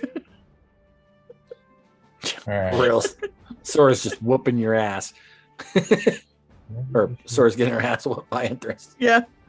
I'm just like, I don't know if this is flirting or. I think it's flirting. I think this is how interest flirts. I mean, she did have that one-on-one sparring session with Balin, so like, that was pure sexual energy. There was no other interpretation to be made of that fight. No. Nope. So the first one's a 26 to hit. Oh Hits. god. Fucking interest. And she's she counts She's as a monster. magical too. So that's Mhm. 15. Oh, plus 15 of bludgeoning plus. Where is she? Because of her weapons, I'm going to assume everything's magical. So just let me know if anything is non-magical, please. Yeah, pretty much everything she does is everything. Every little thing she does is magic. Yeah. Nice. We were all and then there. We were all there. Magic. 4 Every points little of thing. force damage on top of that. Force damage. Yeah, Every and then- little thing turns a Sora on. Also true. true. All right. Listen, so there's then very few things that do not arouse us. The second the second flurry blows is actually the same. 26 to hit. It's So that's going to be 14 of bludgeoning, and then that's a better 11 force damage. And actually, on the flurry of blows, I forgot she still has the that monk thing has the. When you do the flurry of blows on each hit, you can impose. All right, I want to try to make him fall prone. So if you do a dex save throw. Dex save? Yeah.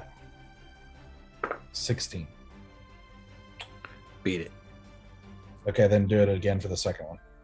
Damn it.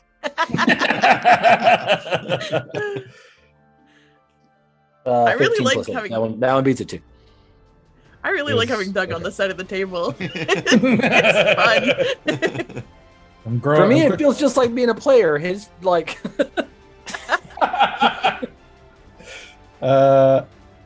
Okay, I'm gonna chill. All right, so it's 15 for 14, 11. Let me add all of that up. Ugh. 10 minus 4 minus 14. Oh, I forgot. I get extra AC Minus- for my haste. 11. Okay. Oh, you had It's true. So Is it you like just +2? unleash. Is there more damage? No. No, I we're was talking saying about I AC. forgot that I get an AC bump too because of my haste. Got you. Okay. You just unleash all of these lethal attacks and are just lighting up Asura. And as you do so, you see her like that as your last blow glances, she gets hit down and she comes up and she changes color. And this is the first color that you've seen in the shadow. And she changes it to like a pale green and looks Bitch! sorrowful. Bitch! Oh, Okay. It breaks is Asura's heart. it is now Bear's turn. if your turn is over. Or if you're gonna spend more key points, keep kicking ass. I just say to Asura, stay focused. All right, Bear, it's now on you. All right. Nega Bear is blinded. Yes. Does that give this bear advantage on attacks? I look at Doug. He nodded. Yep. Hails to the yeah. For my bonus action, I'm going to cast Thunderous Smite, and Oh, it's totally cutting out. You're gonna what? for my bonus action, I cast Thunderous Smite, Okay. and then I swing for my first attack, which is a dirty 20. Which hits? Okay. Because you're aiming at yourself, right? Yeah, at Nega Bear. Okay. All right, let me get all my dice. D10, D8, and 2d6s. Okay. All right. Wow. Terrible. rolls. Ow. Just terrible. All right. For the, I guess I'll do my damage first. Which is 9 plus 6, 15 magical damage. It's a magical weapon. I'm not trying to max slashing. Okay.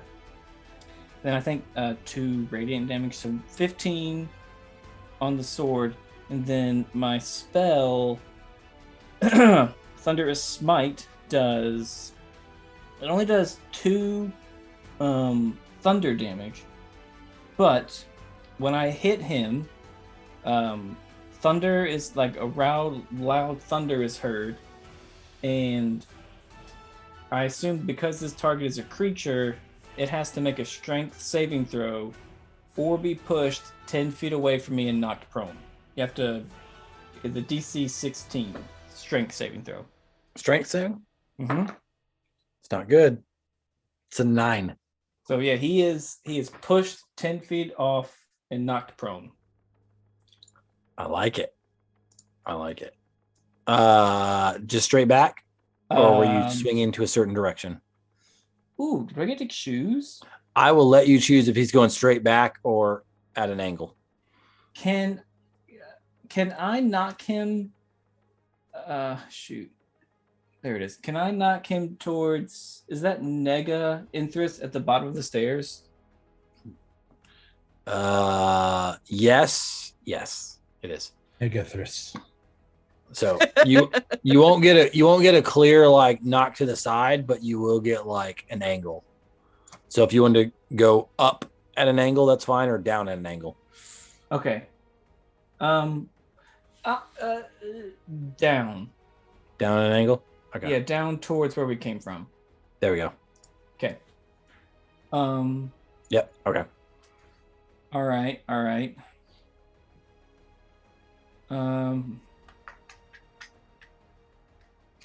guess I might as well keep attacking him. Going to. You'll have to move to get closer. Yes, I will do that. I will exit the circle. Basically, exit the circle and get between him and the throne. Okay. Yep, right there. And swing it again. All right. Get him.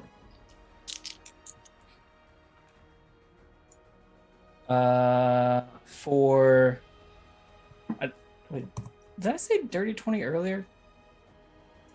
Thought so. This one is, I guess, another one, I can't remember what it was. I gotta get my mind straight. This one is definitely a dirty 20. Which hits?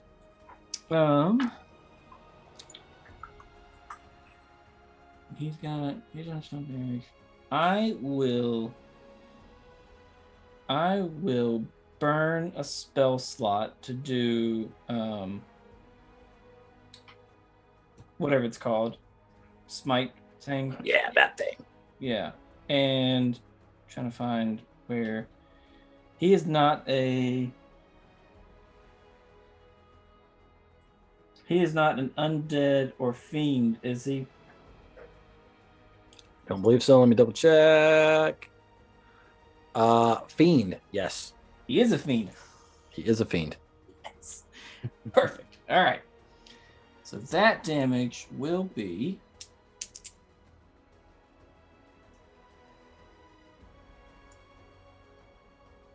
All right. Just the sword itself. Damn it. Come on, dice. The sword itself is 16. My smite does 4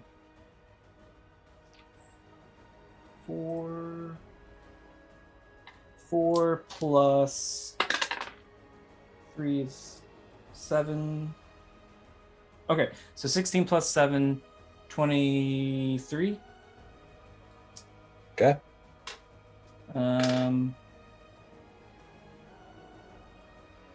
Yeah, I think that's it.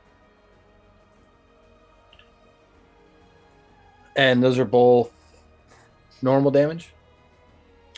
Weapon damage? Well, the divine smite is radiant, and then the sword is like slashing magical. And the radiant was for 7? The radiant was 7. Yeah. Okay. It's important. All right. So after you move to the side, you quickly start to swing with your sword, and you see that every time your sword glows, it seems to cause wounds that don't instantly close in the shadow. And it seems to be more wounded by your glowing radiant attacks. After which you see Ludimir start to look a little worried as he gazes down at Asura, because it is her turn, and we'll find out what she does right after break. Because we are now at the top of the order. Oh no! I want to go. I think it's a good time to go to break. Yeah. Sure. Oh man. Because we're in a slog now. So yeah. Oh man. So yeah, I guess we'll be back in 10 minutes. Stay tuned. where we confront our own ids. Yep. There's just a whole lot of healing going on this campaign. Yeah. And Oh, maybe man. some sexual healing, because we know Yep. Sarah's here for it. Yeah, I'm like, jamming. All right. We'll see you guys in 10. All right, welcome back, ladies and gentlemen. We are currently in the midst of our team finding long lost Stoic, and they have come to find that he is not quite the man they left and lost. And his abductor may very well love him as much as they do, and is hard pressed to leave with him. Or leave him. So no one will love Stoic as much as I do. So they are now in a fight for themselves and for Stoic. We've gone one round deep, and everybody's kind of throwing everything they've got. And so we'll see what happens, starting with Miss Asura. Ooh, Asura just seeing her shadow self, like emulating Rieta, her first love, seeing Stoic up on the pedestal, hiding, I guess. Her second love, she is feeling rage and chaos in her soul. And so she is going to cast Chaos Bolt at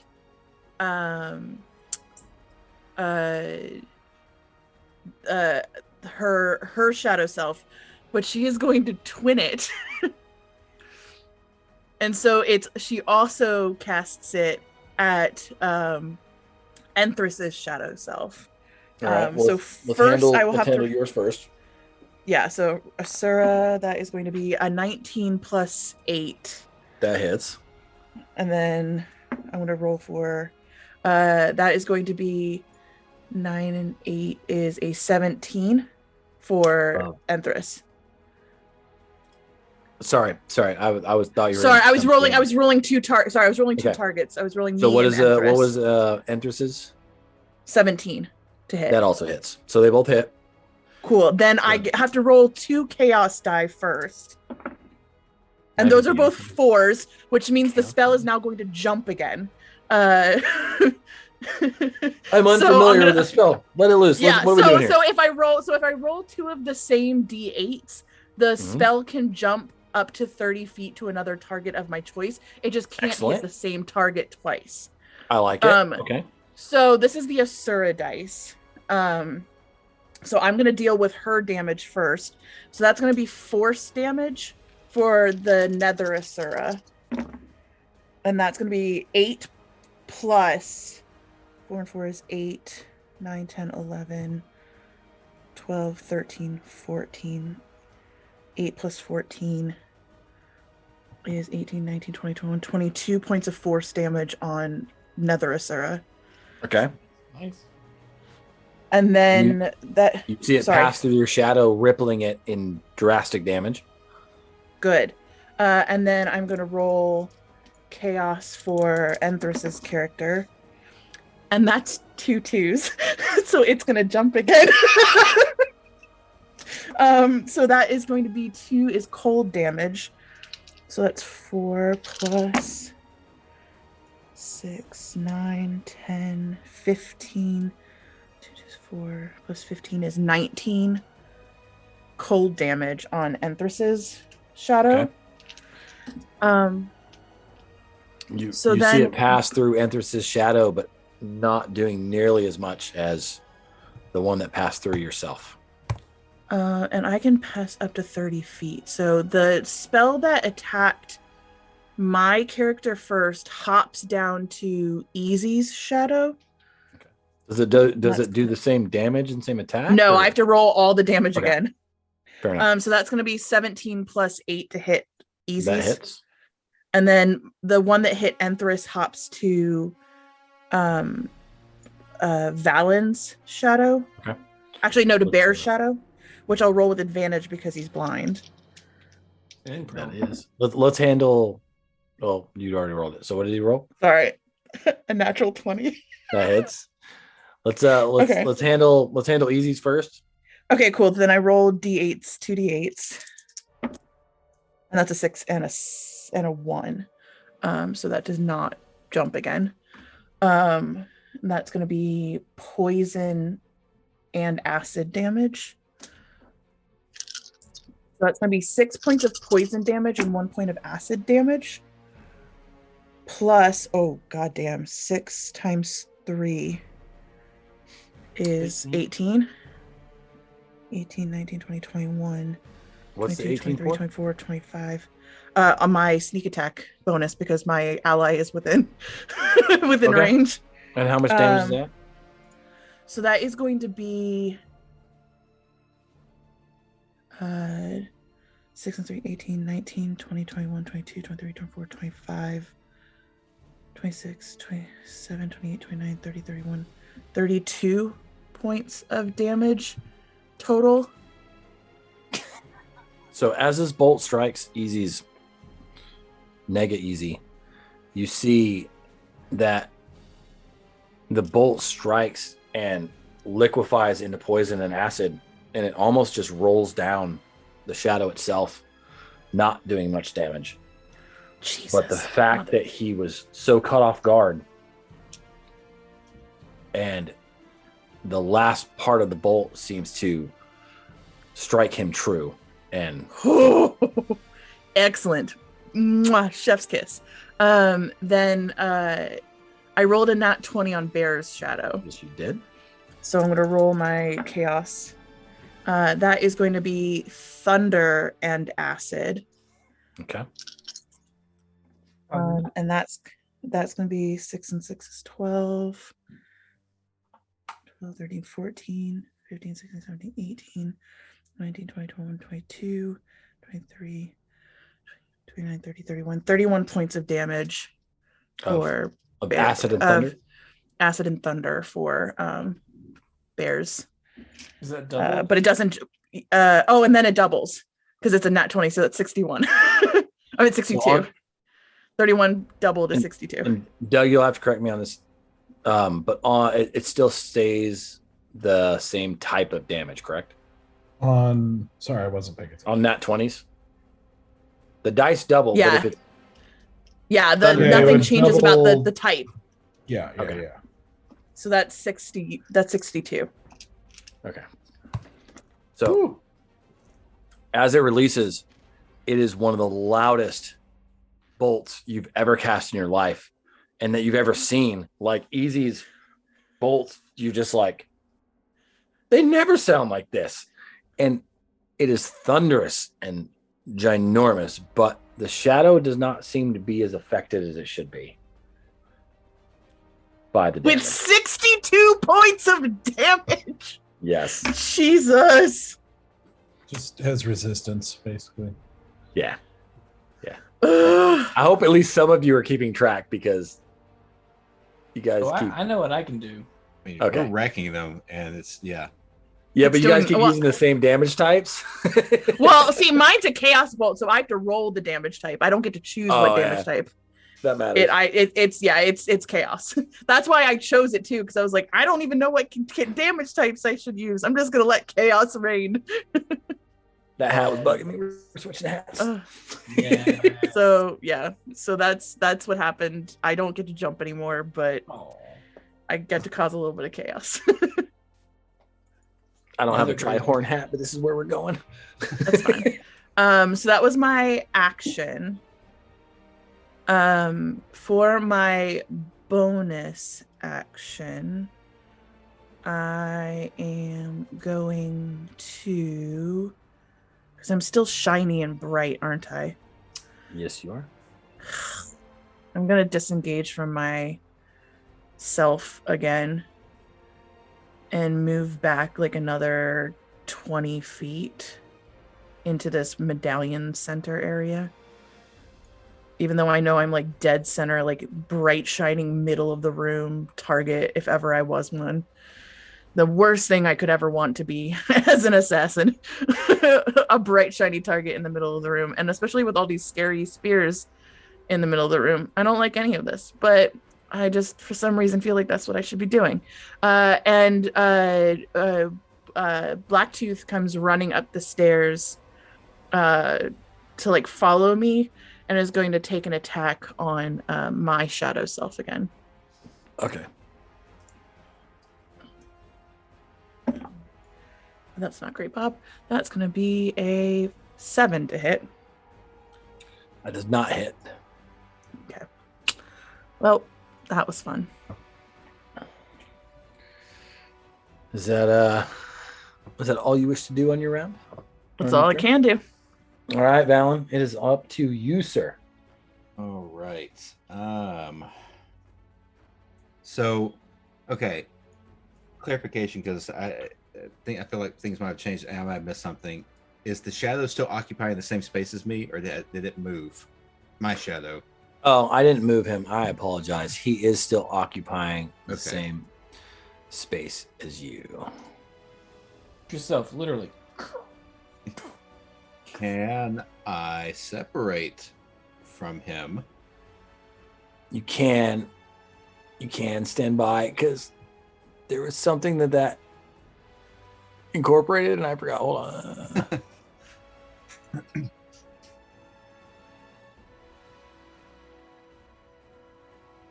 Okay. Yes, you can.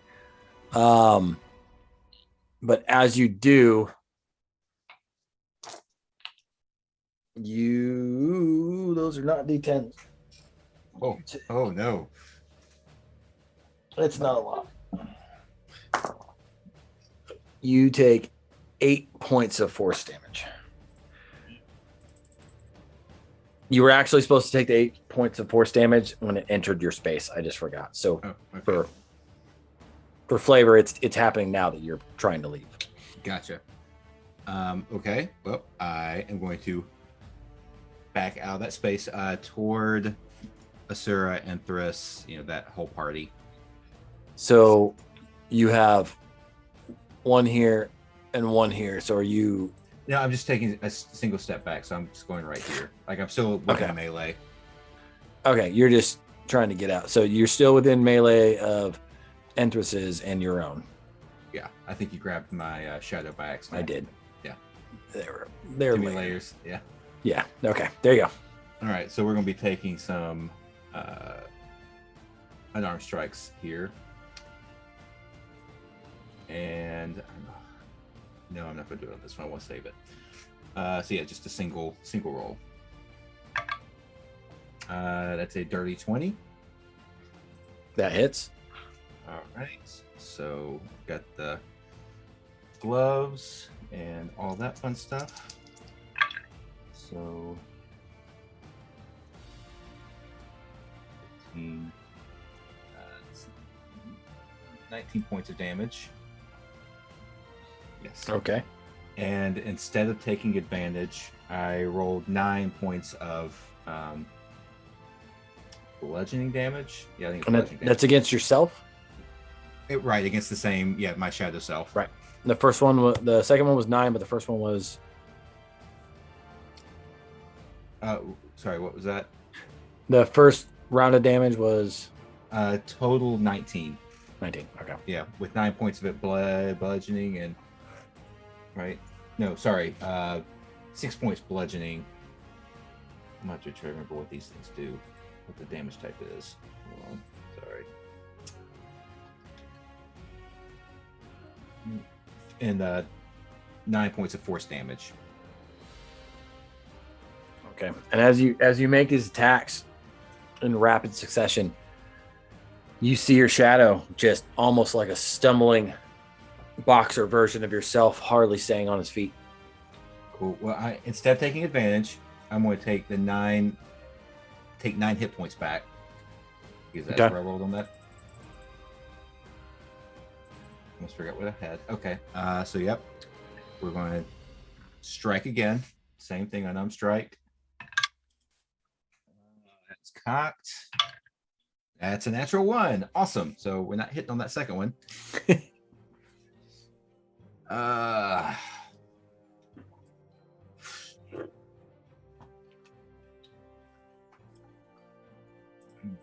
Section. So you say he's looking pretty, like he's starting to kind of get, kind of wobbly a little bit. Yep. All right. I'm gonna do flurry of blows. Natural 20. There you go. Yeah. Miss. No, I'm just kidding.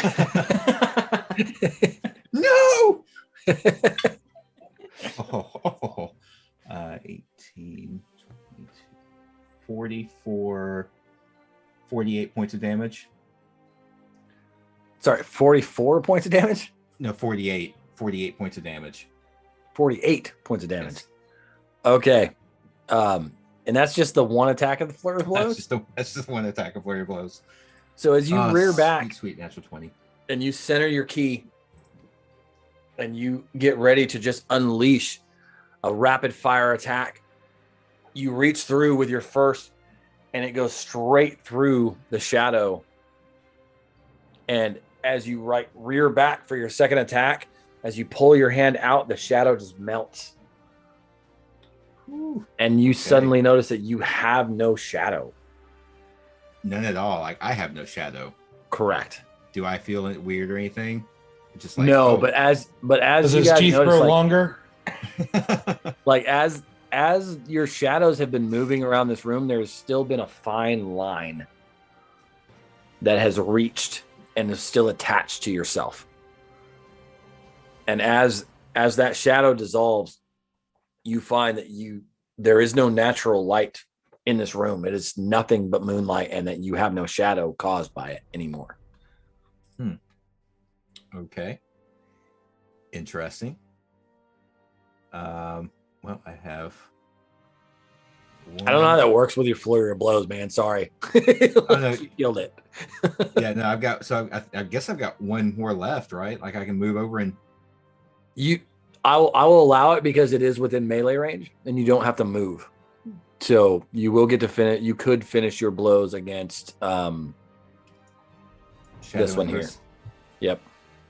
Sure. I am more than happy to do that. And also I'm taking 18 points back to my hit points. Okay. Instead of taking advantage. All right. So last attack.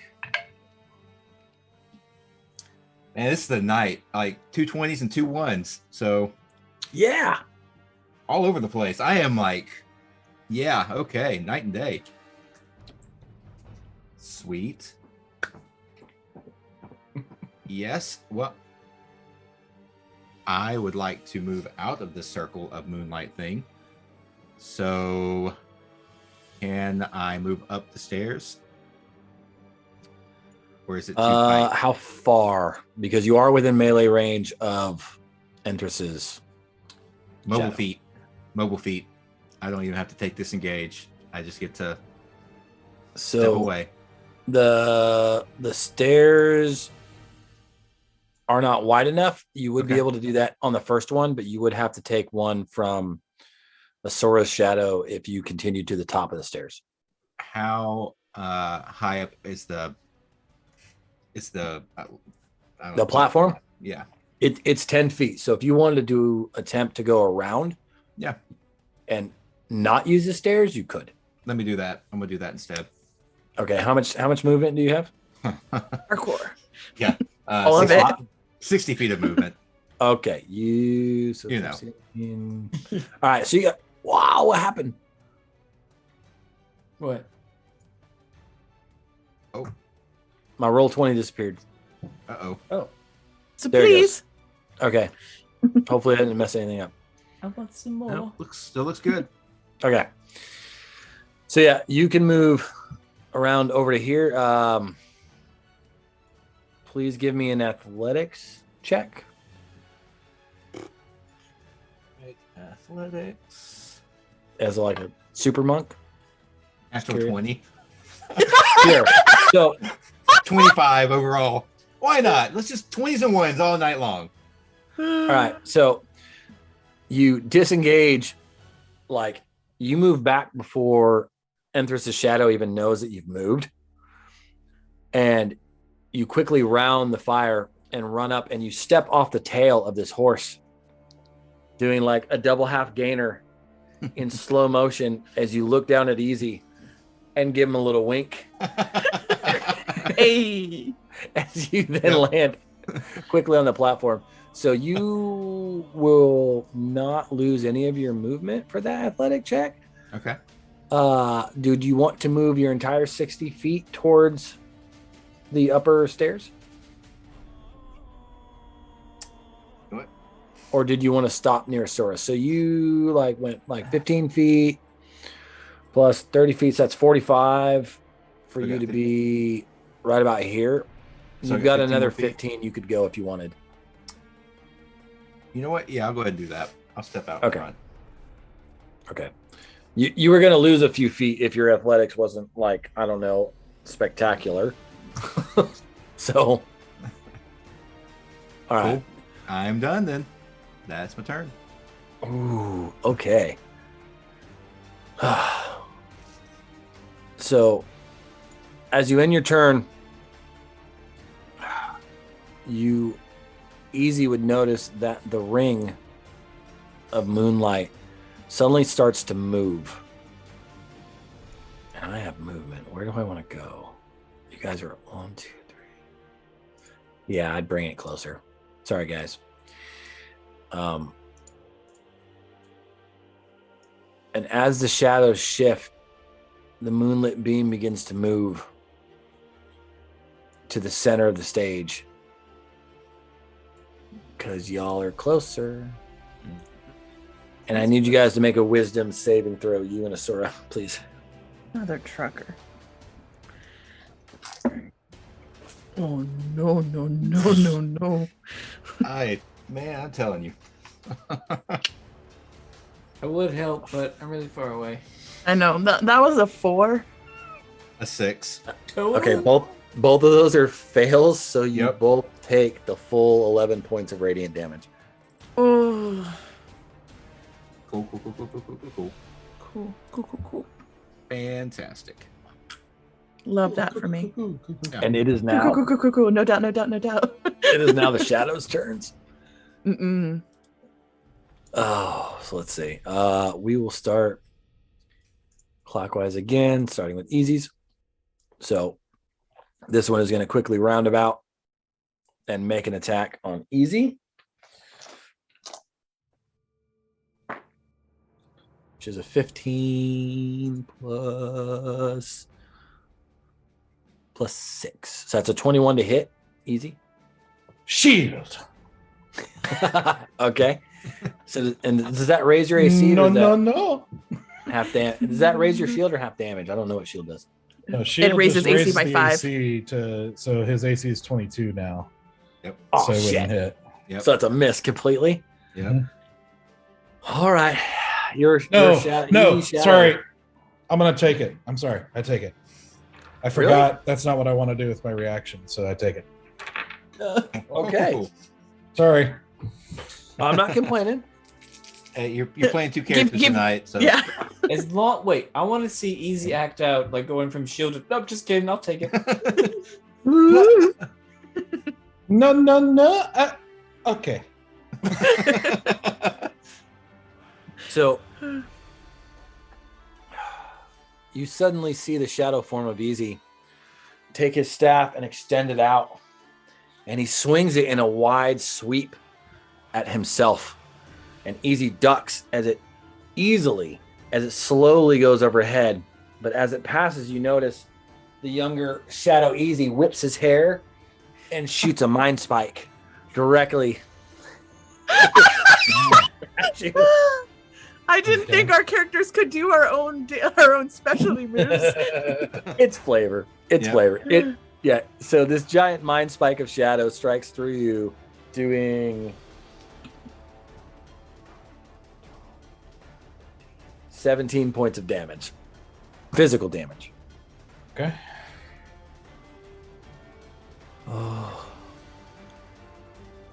Okay. And then we'll take move a on. brain freeze. We'll move on to the next one, which is a Sora's Shadow.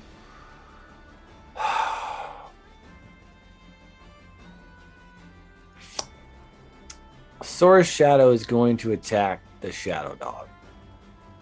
Oh no. Okay. Okay, that makes sense. Puppy. That is a 14 to hit. That is the armor class for my hound. Okay. Shit, I keep dropping dice.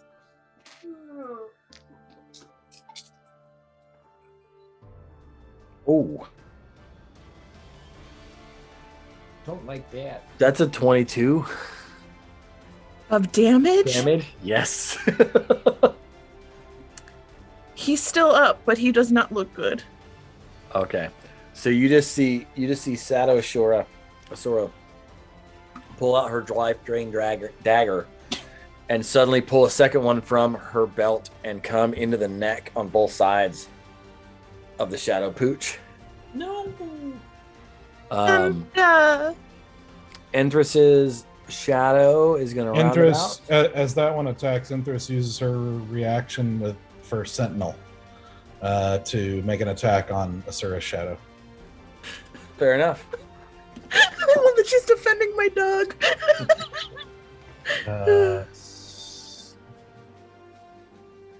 That is a 22 to hit. That hits. Okay, so. All right, so we got. That's 12 piercing. 12 piercing, 7 radiant, and 4 cold damage. And what are you making these attacks with, as Sentinel? Her sword. So, as Enthras's own shadow, or as a Sora's shadow digs her daggers into the necks of the dog, and Asura sees her own shadow moving towards her, she remains eye contact towards her own shadow and just swings her sword out to the right beside her. And it just cleaves the shadow in two of Asura as it dissipates. And that one is gone. And you are now face to face with your own shadow, which makes an attack.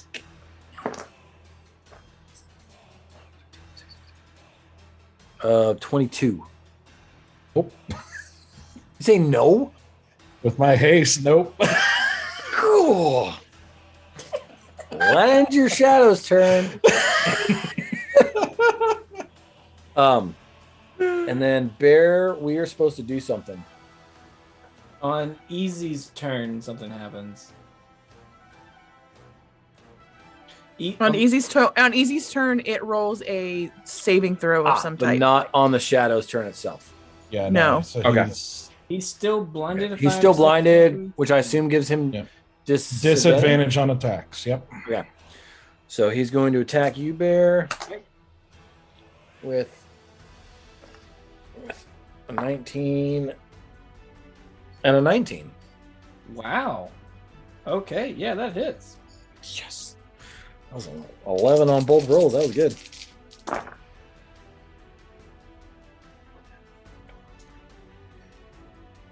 So, Bear quickly blinded, or younger Bear, with his smooth skin, quickly waves the trident in a fast motion and comes around and hits you for 14 points of damage. All right. Because it can hit up to 3 targets. You know what? one for each. It's flavor. I'm not actually playing off the trident stats. I should. No. Those aren't the stats. That was just what Bear had said that he could. 3 for 1, people. guys. 3 for 1. It was just the most wholesome Bear moment. Okay, and that Wait. ends the shadows. Wait. I will use my reaction. Since he Okay. hit me, I'm going to hit him back. Fair enough. can't one of you be a natural 20? Like, why can't Larry gets it? I also get the ones, so those were actually both 17. That hits. All right, and I'm going to spend another spell slot to add smite to this one. Okay. All right, so the sword by itself does. Yeah. Sword by itself does. Oh, it's a D6. Wait, sorry, I'm confusing myself. I'm doing the right things. Sword by itself. Wow. Come on, damage dice. Does 8 damage, and then my radiant damage from smite does. Good lord. 4 plus. It's adding up. 4 plus 3 is 7 radiant damage. So 8 plus 7? Is that what I said? Yeah, that sounds right. Mm-hmm.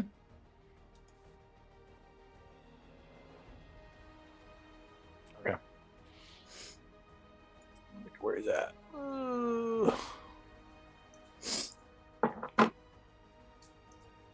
All right, so you strike and you strike true, and you see yourself waver for a moment, but he still stands strong.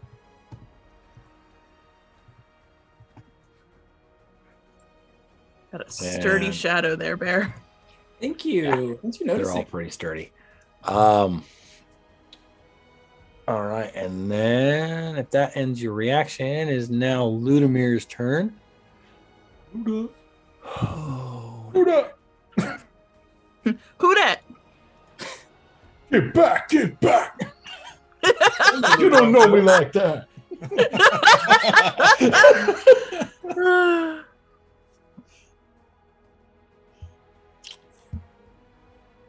I want the moonbolt.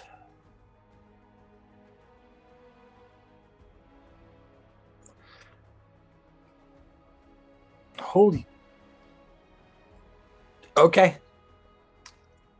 So he again reaches back, and he is going to fire his moonbolt beam directly at Valen, okay. which is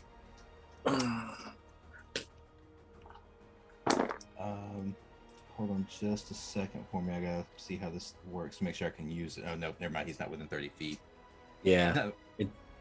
Yeah, he's not It's a within 28 to hit. Huh. Yeah, that is. Like Oh, just outside of It's it. not even funny. no, it's not. Hold on, I gotta find the right guy. I mean, I was rolling 27s and shit. Damn it, I'll just use them. All my D10s are the freaking like 100 Percentiles? ones. Mm-hmm. Yeah, they're all the weird ones. I thought I had some normal, but I guess not. Okay. I mean, they function the same. 3, 6, 8.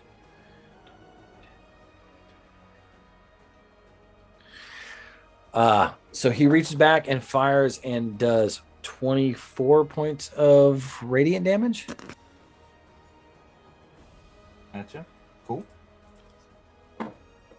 And he refocuses. Well, that's a melee attack. He can't. So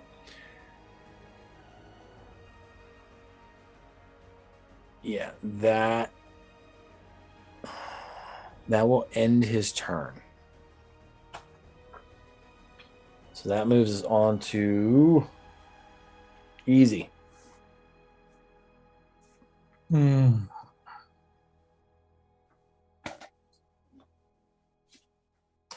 Okay.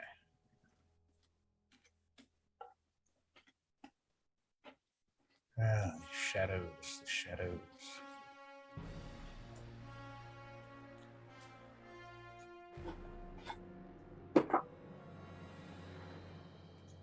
Okay. Man.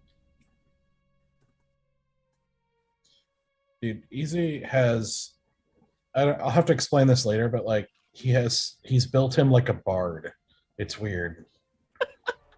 That makes sense. Honestly, that tracks. Yeah. It tracks hardcore. Okay.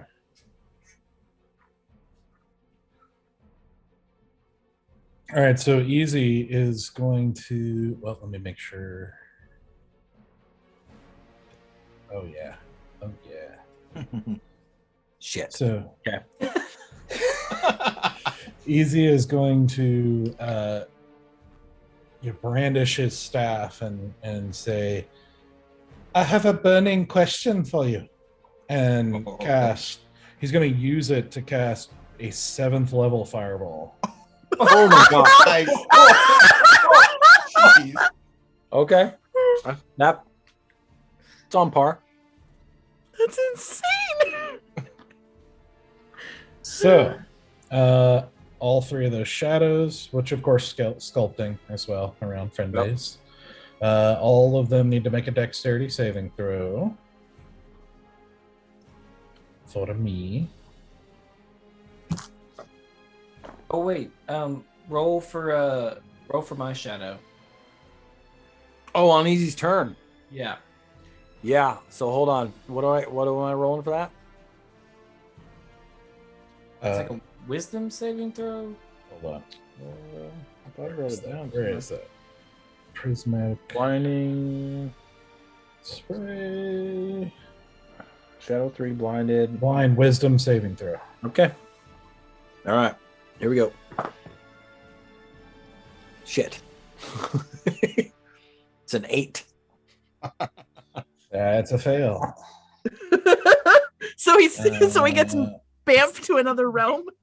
That's what I'm wondering. What happened? Oh, I forgot about that part. Yeah. He gets, Okay. like, he's no longer blinded, but he gets bamfed to another realm. If or it something fails like that save, the creature is transported to another plane of existence of the GM's choosing and is no longer blinded. Typically, a creature that is on a plane that isn't its home plane is banished home, while other creatures are usually cast into the astral or ethereal planes.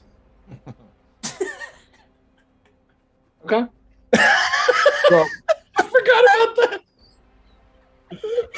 what spell is this? This is ruthless. This is it's prismatic spray. It's a 7th level spell.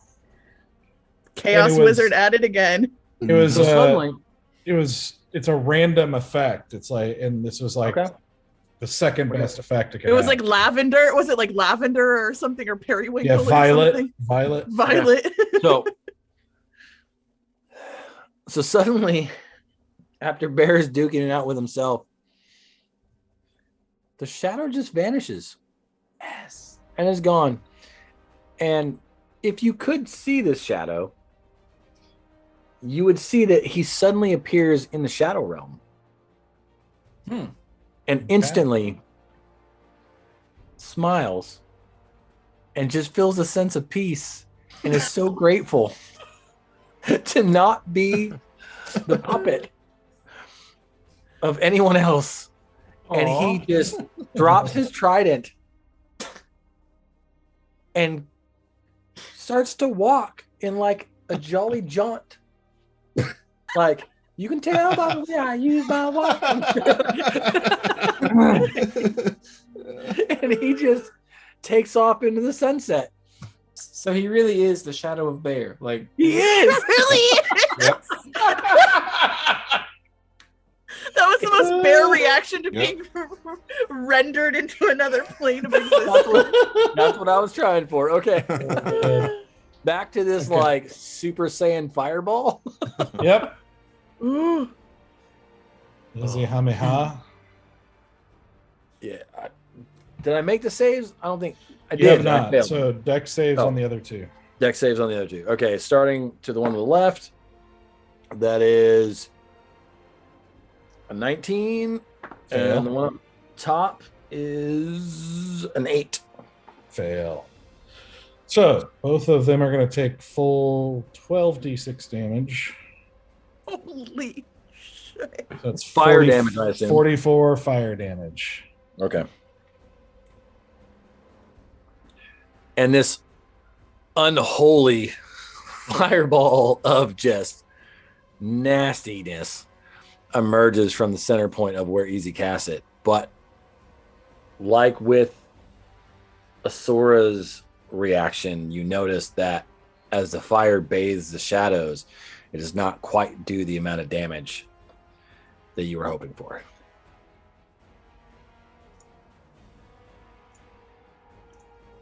And you said it was 44? Yep. Okay. And they're both still looking pretty healthy. Jesus. Let's fix that.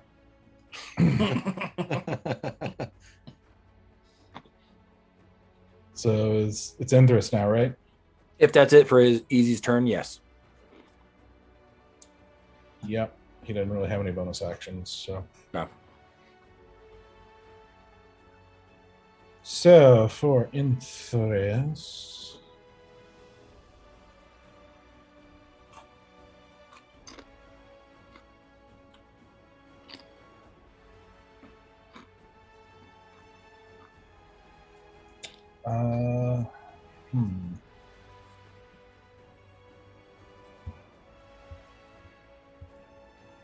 I'm so excited. We're so far into the fight, and like Ludimir hasn't even like joined in yet. Yeah. We're about to get wrecked by this man. That's what you're telling us.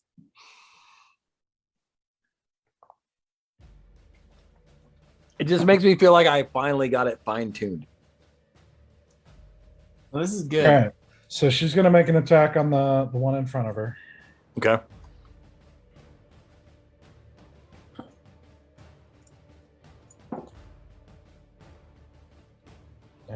That is a 21 to hit. That hits. All right. So we got 11 piercing. Okay. Got 12 radiant and 7 cold damage. How are these? So, to help me better explain, how are these, like, which weapon are those applied to? Like, how does it separate? It's all in her sword. One of the effects is from the sword, or like there's the regular sword damage, there's the 2d8 radiant, which is part of the sword, and then the 1d8 cold is actually because of her tattoo. Okay. So I will say, as you make that attack, you see the slice go through the shadow, and with the depth and strength that you swung, you see the reaction that you would envision. But as it makes that cut, the burst of light that travels through the blade and then enters the shadow as radiant light seems to hurt it more than you thought it would. Okay. But the cold that quickly follows from the tattoo on your arm just kind of crystallizes the shadow's skin, but fades very quickly without doing as much as you would expect. Okay, cool. Second attack. It's going to be 27 to hit. That hits. So that's 13 piercing. 11 radiant. And 8 cold. So you see yourself weakened and injured, but still standing. Okay. So then my hasted action for another attack. Yes. Monks with haste are so ridiculous. It is insane. So that's going to be a 23 to hit. Mm-hmm. All right, so 11 piercing.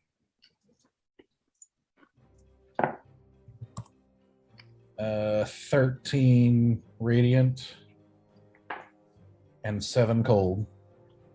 Oh. So as you feel yourself just jazzed with all this extra energy and coffee, you are almost vibrating with excitement as you thrust your sword rather than sweep your sword. As it plunges into your younger self, which is hard to tell because you don't look much different. You see it pierce its chest and it just grins at you and stares deep into your eyes as the radiant burst starts to travel through the sword. And as it does, it seems like that moment stretches forever. And the shadow just looks at you and goes, "You'll always be alone." As the radiant burst hits the shadow and disintegrates it into nothing. Oof. Don't you come after my girl like that. Don't you come after her.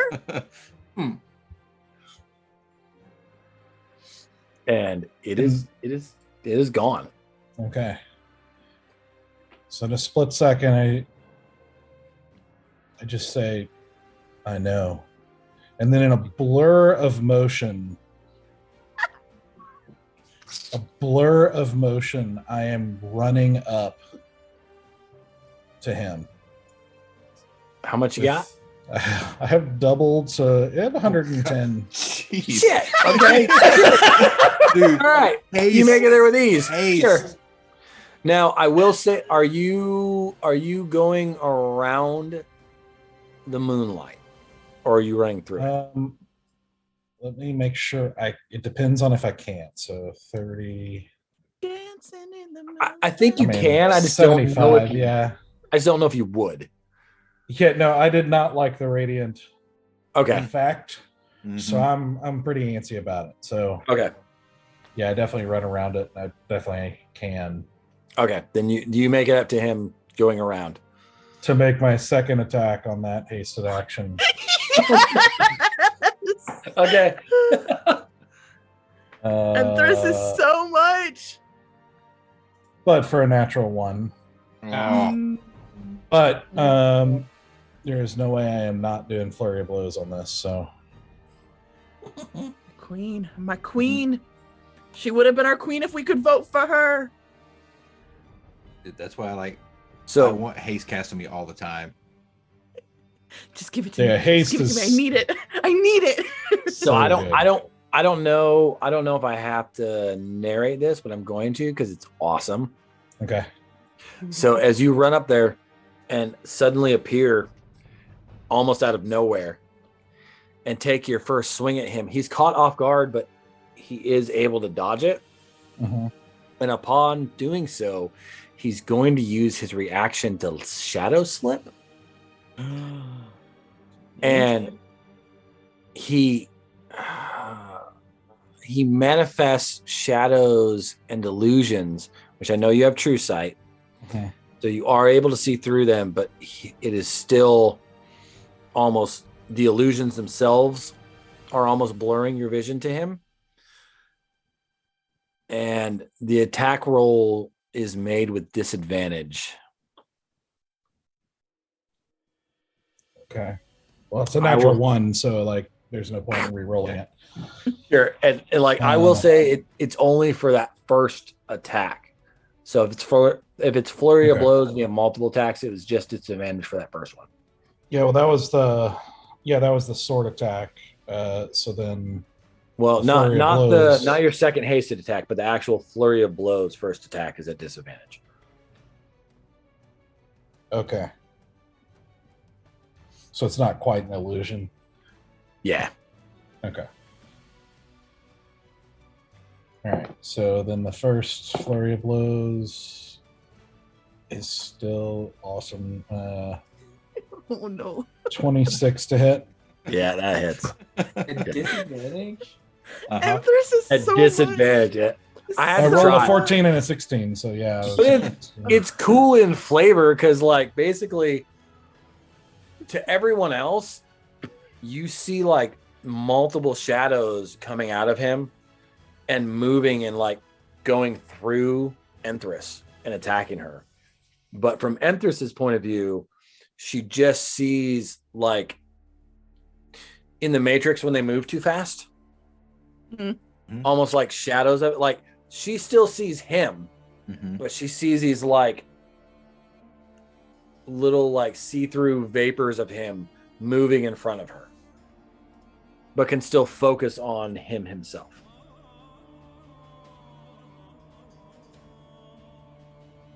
Wild. So as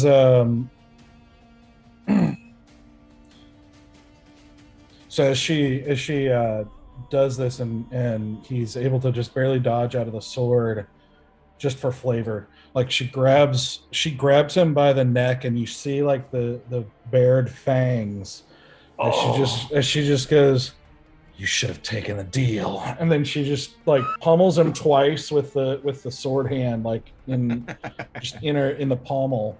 I'm so into this. Yes. Love her. For 14 bludgeoning damage and 13 force damage.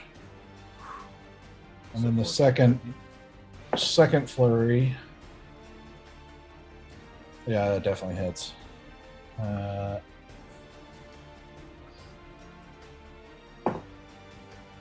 For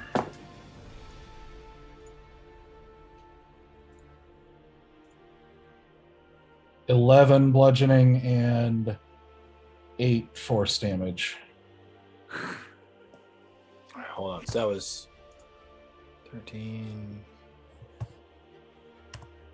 Haste doesn't give you a second bonus action, right? I think it's just 2 Okay. actions. Yeah, it's just the one action on top of yours. Yep. And Cool. then just insane. Okay. And you see his eyes go wide as he stares directly at you, contemplating if he made the correct choice. He did not. And you're straight on, right? And you came up the stairs? Oh yeah. All up in his face. Can you give me a perception check, please? Oh no, is Stoic gonna pop out of nowhere? Oh no. Perception. 21. Okay. Rolled an 18. Nice. Yeah, that's good. That's good. So with 21, as you're running up the stairs, even though this is a very intense battle and your focus is mainly on the enemy in front of you, you can't help but wonder where Stoic went. And you get glimpses. You can't see him fully,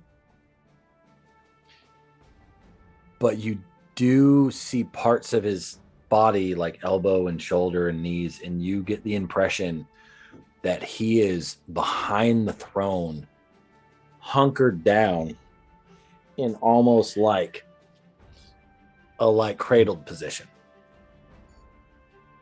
as this fight is going on. Okay.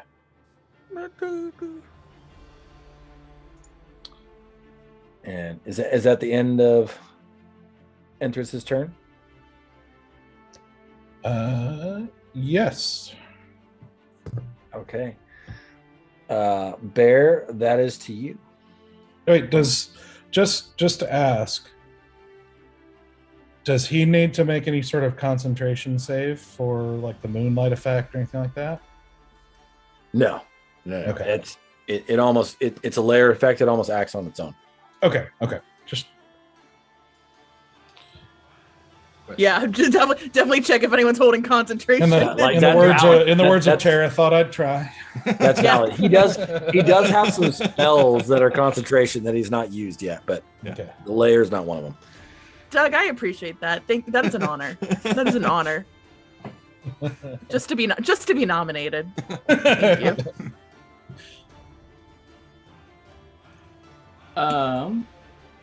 How he's still very healthy, right? Like very healthy, or like That's the first attack that's been landed on him. okay. So All right, I've got like 5 options in my head. I'm trying to decide which one to go with. yes. So if you've been paying There's like- attention, that's the first attack. I heard you. Listen, we had other things to worry about, like our We had our own own- psyches. egos to take care of, Danny. All right. Mhm. I needed the real Slim Shady to stand up. That was such a dumb joke. Dude, I don't. All right. Do you have the Eminem spell? The Marshall Mathers no spell? idea you have no idea how badly I've always wanted to build a Scott Pilgrim D&D. We should And do like- it. And this is I like would love to play that. this is like the closest that I'm going to. I'm like, there's Mega Ned. Like, we gotta do it. Uh-huh. I've always thought that if I built a bard, he would be a freestyling bard. Oh yeah, dude. I want to do a Scott Pilgrim with nothing but bards as the players and to DM it and like just make it bard versus bard the whole time. I'm here for it. But I want actual musicians and songs, damn it, because that would be freaking epic. Call it Witch Perfect. Oh yeah. So no. Yes. No. All right. I hate everything about that. All right, Bear, what do you got, buddy? All right. First up, I think I'm gonna do bonus action first. Chess will make an attack on Naga. Easy. 10-4. Let's see. How far away is she? Wait, she was right here, right? Yeah, she didn't move very far. All right. So what? How's that work again? Oh, it's gonna be 20 feet. Okay. She will run up to Easy and make a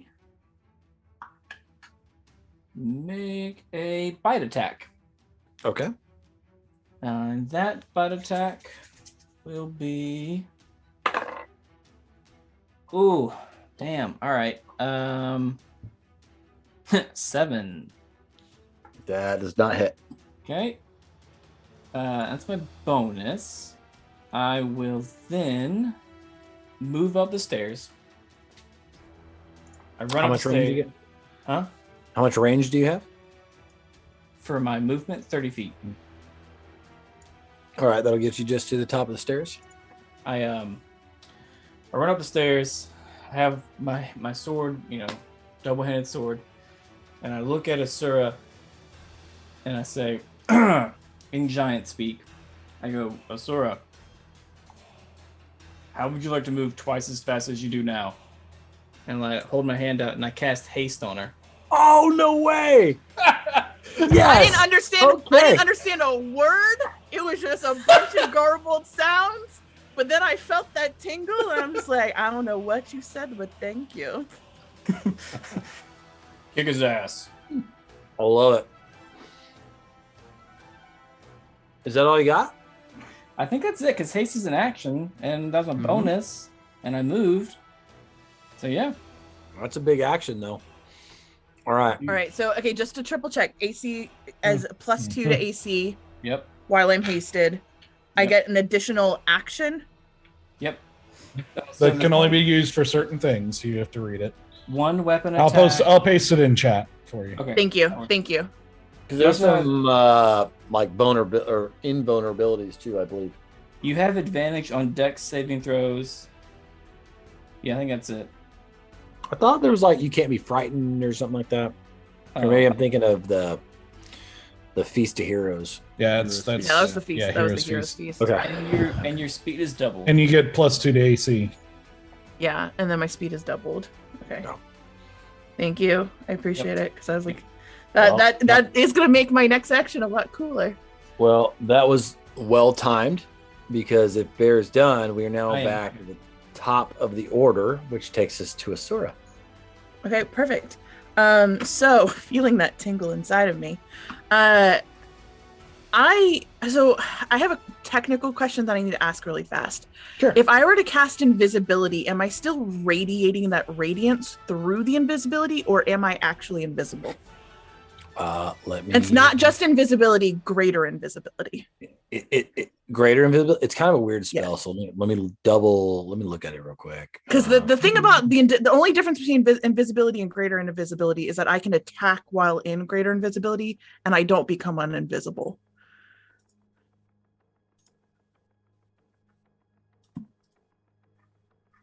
I just want to know if I'm still radiating that stupid radiance. I will say you would not be. If you cast greater invisibility, you are then that's then for my action that I can, my one action that I can take, you just see all these, like, you see, like, as he was doing all these plumes of shadows, like, even though I am not casting a shadow right now, you still see this weird, like, black aura kind of like poof out from behind me for a second, almost like this, like, disturbing little, like, dark halo around my, like, body.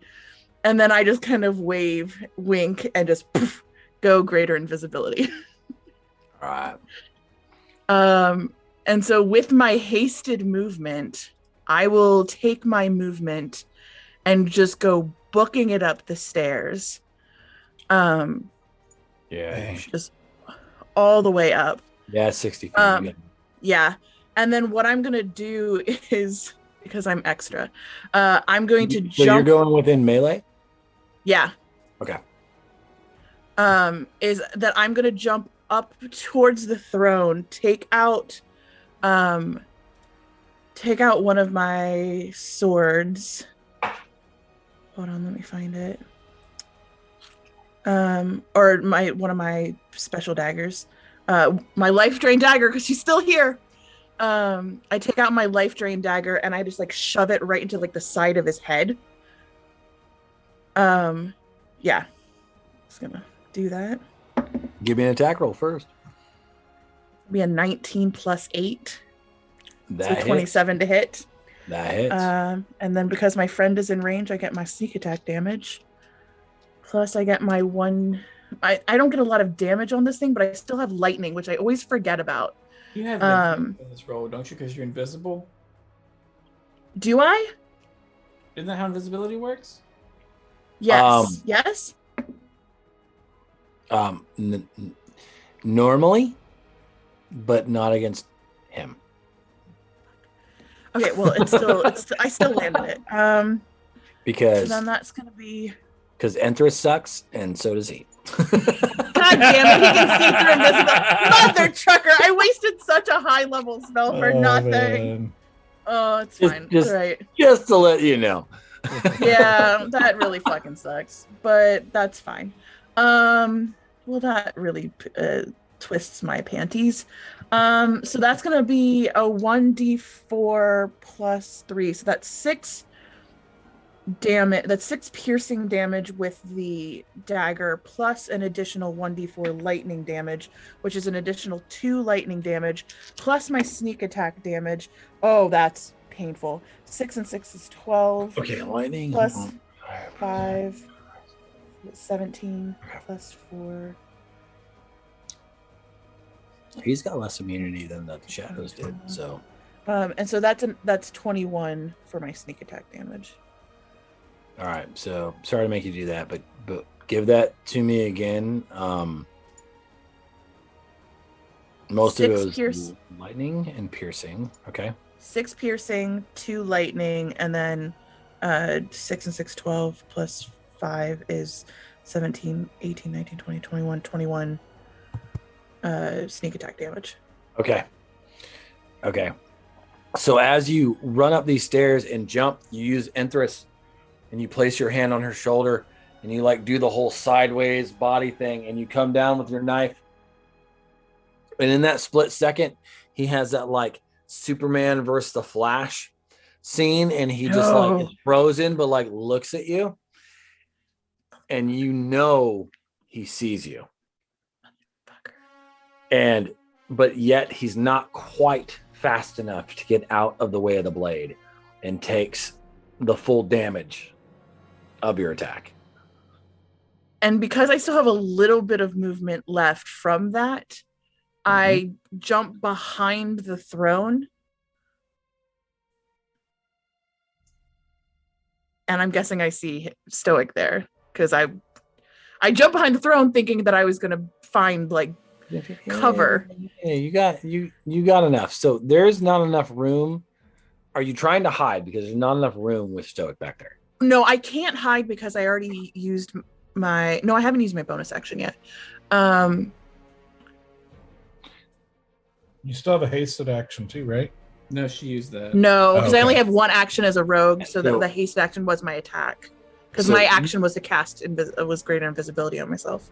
You can get back Gotcha. there, but I will let you know that there's not enough room for you to hide. You can try, but I'm not gonna hide. I'm gonna just duck down because I didn't expect to see Stoic there. I don't think. Okay.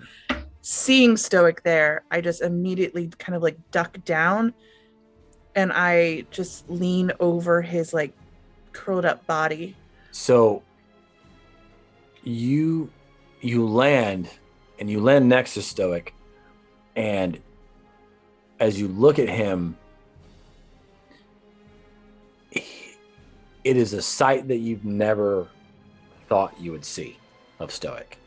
And his knees are in his chest and his arms are wrapped around, and you can't hear him weeping, but you're pretty sure that's what's happening. And he is just rocking back and forth in that position.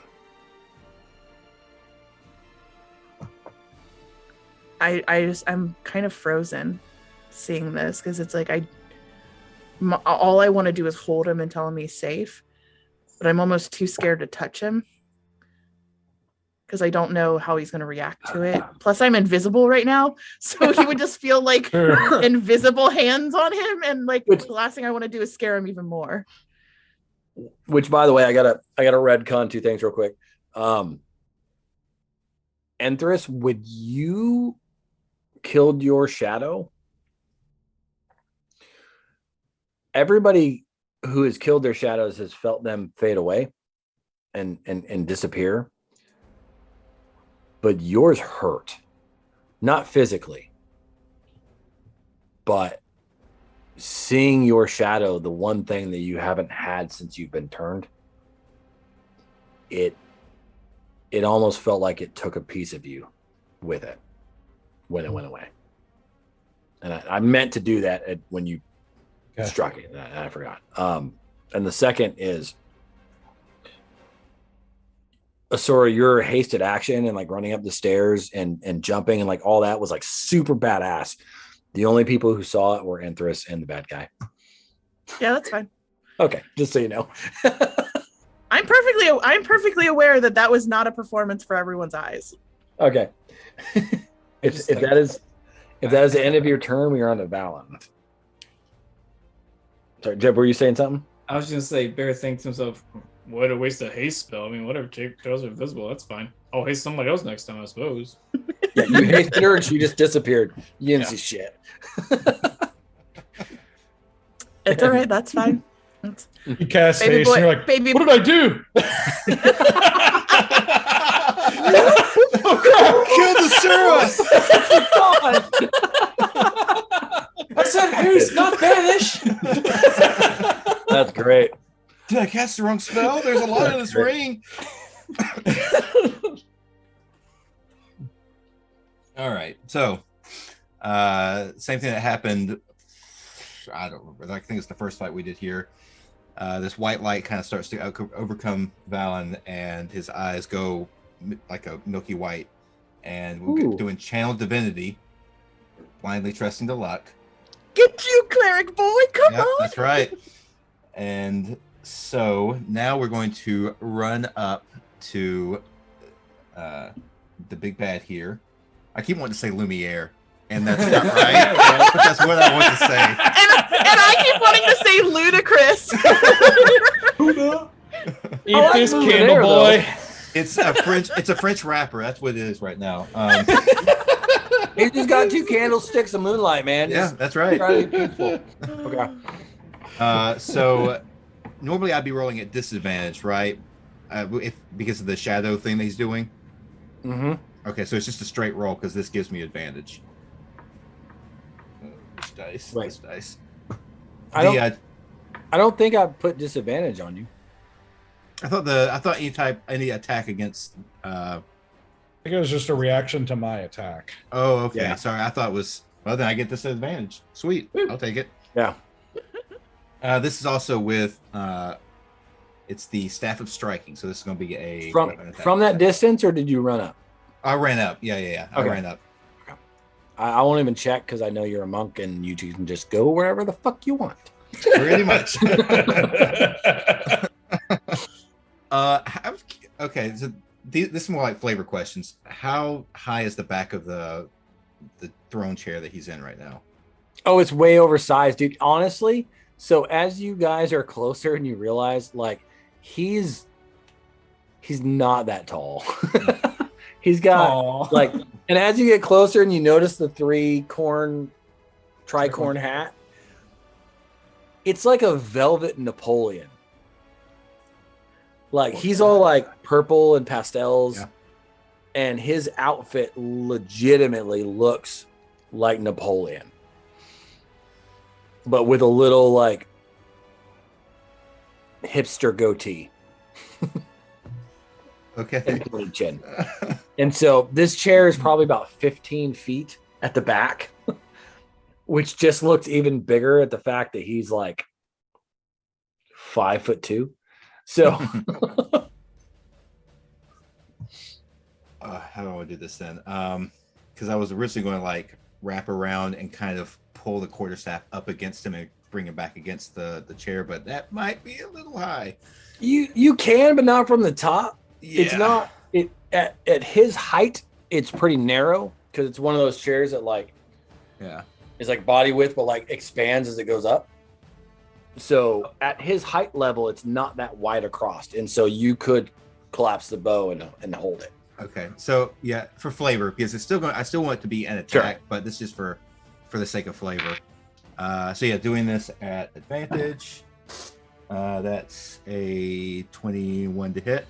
That hits. All right, so we're also the same thing that happened the last time we used this. It starts to pulse, but this time it starts to pulse from the outside in towards where the center of the quarterstaff is on them, and we're pumping. What is it? I think it's 3d10. I don't know. You tell me. Yeah. No, 1d6 plus 4 per charge. Gotcha. So 3d6 plus 4. We did decide that last time, right? Mm-hmm. Yeah. Yeah. 3d6 plus 4. I went over this with Doug. He understands why I got that way, but it's. Listen, Actually, mathematically that was correct, but dice-wise that was wrong. It's insane. So for you unexperienced DMs, there are things on the monster manual that say hit. And what that's doing is giving you an average of the dice, like when you look at your hit die. Like you can either choose to roll or you can pick the 5 or the 8. On the monsters, it said like 6. So it had 6 parentheses 1d10 plus 4. And so I took that as I need 6 dice. Mm-hmm. But it's not. That's if you want to exclude the dice and not roll at all. Yeah. And that's what I mean we still cleared house. We still cleared house. Yeah. You guys did fine. But like for anybody out there that's DMing, like be aware that number is not it's not PEMDAS. Okay. Oh my gosh, Matthew. I rolled on my 3d6s, I rolled a 5, a 5, and a 6. So that's 16, nice. 21, 28 points of damage on that strike. All And just or magical. Yeah, because it's force damage and bludgeoning. No, that's fine. As long as it's bludgeoning, piercing, or slashing, I don't care as long as it's magical. Okay. Just if it's like cold, fire, radiant, stuff like that, I need to know. Gotcha. Okay. Well, I'm also going to spend a key point to turn this into a stunning strike. So he's got to make a DC save of 16 on the Constitution. Come on, monk. Let's go. On car, that's a nat 20. Oh. That's my first one of the night. Plus 4, so 24. Did I pass? Right. Yeah, you got it. Yes. Okay. All right, so we're rolling. We're going to I'm just going to bring the quarter. I think just kind of jerk the quarter step back for a second attack. Add advantage again because yes. That is a 22 to hit. That hits. All right. So even though Stoic's there, we'll just say you're above him with your feet against a chair. Yeah, I'm gonna go ahead and pump 3 more charges into it. God, is there any shadows left? Easy shadows left, I think. Yeah, there's one. Oh, that was not good. 10, 12, 19 points of damage. Another key point, stunning strike. Shit. Okay. It's a what did I say? Constitution of 16. Oh, so I got another stunning strike. I got to roll a con save. Yeah. Where is it? I lost it. Yes, Constitution 16. Well, it's a 15 plus something. Let me see what's Okay, plus. so he passed. Yeah, he passed. Yep. It's a +4. All right. Well. Sorry. I feel like this must be what Doug feels like. Like this one die has been doing so good for me. Yeah, D&D Beyond changed the way that they handle key points, and I'm having to get used to hitting the confirm button every time I spend one now instead of just checking my box. And I don't like it. So, Are you sure? Are you sure? I'm pretty No, sure I'm I've not spent sure. 4 key points. Take it back. Yeah. All right. I do believe that is my turn. Oh shit. Okay. Oh, so yeah. The moonlight is going to shift, and I need the 3 of you to make a wisdom save. And yes, Okay. it's radiant damage. That is a dirty 20. Oh, yeah, well, okay. That's a pass. 26. That's a pass. 14. That's a missed it. fail. Yep.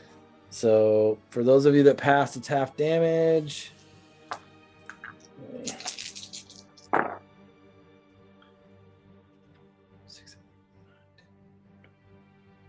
So 14 total for those that didn't pass, and 7 points for those that did of radiant damage. Almost out of triple digits, guys. Okay. Literally, And- if it were not for this this like Wait. thing that I have that gives me extra hit points, I would be in way worse shape right now. Wait, almost What? out of triple digits? Yep. All right, You now. guys ended up- Yeah. Because I could have taken my legendary action before the layer action. Dude, Just do it. saying. Go for it, man. No, this is Fuck. All right, let's do it. Yeah, let's I have do it. not taken a legendary action yet. Bro, Yeah, why you're haven't doing you it. wreck us? Just wreck yeah, us. man. Bring it 'Cause on. It didn't seem like theatrically accurate. we're all pretty healthy. I'll tell you that. All right, so let me see. What the hell God. can I do? I've got a legendary. While standing in the moonlight. Yes, so this works. Okay. Oh no. There's feeds. Why did we go to him? Why did we go to him? It was going to happen. Yeah. I don't even know what this effect does, so we're gonna find out. So, you 3 that are within 30 feet of me, which is Asura, Valen, and Doug. Yep. Why? And Yeah, Thriss. why can do I struggle so bad? I want to call her Esther all the time, and I know that's not her name. But Hey, it Esther. messes me up. It messes me up. I need you guys to make a charisma saving throw. Oh, that ain't gonna go well for me. No, that is not. Nope, that's a 3. I know, Endress is not very charismatic. Yeah. So Same. 14.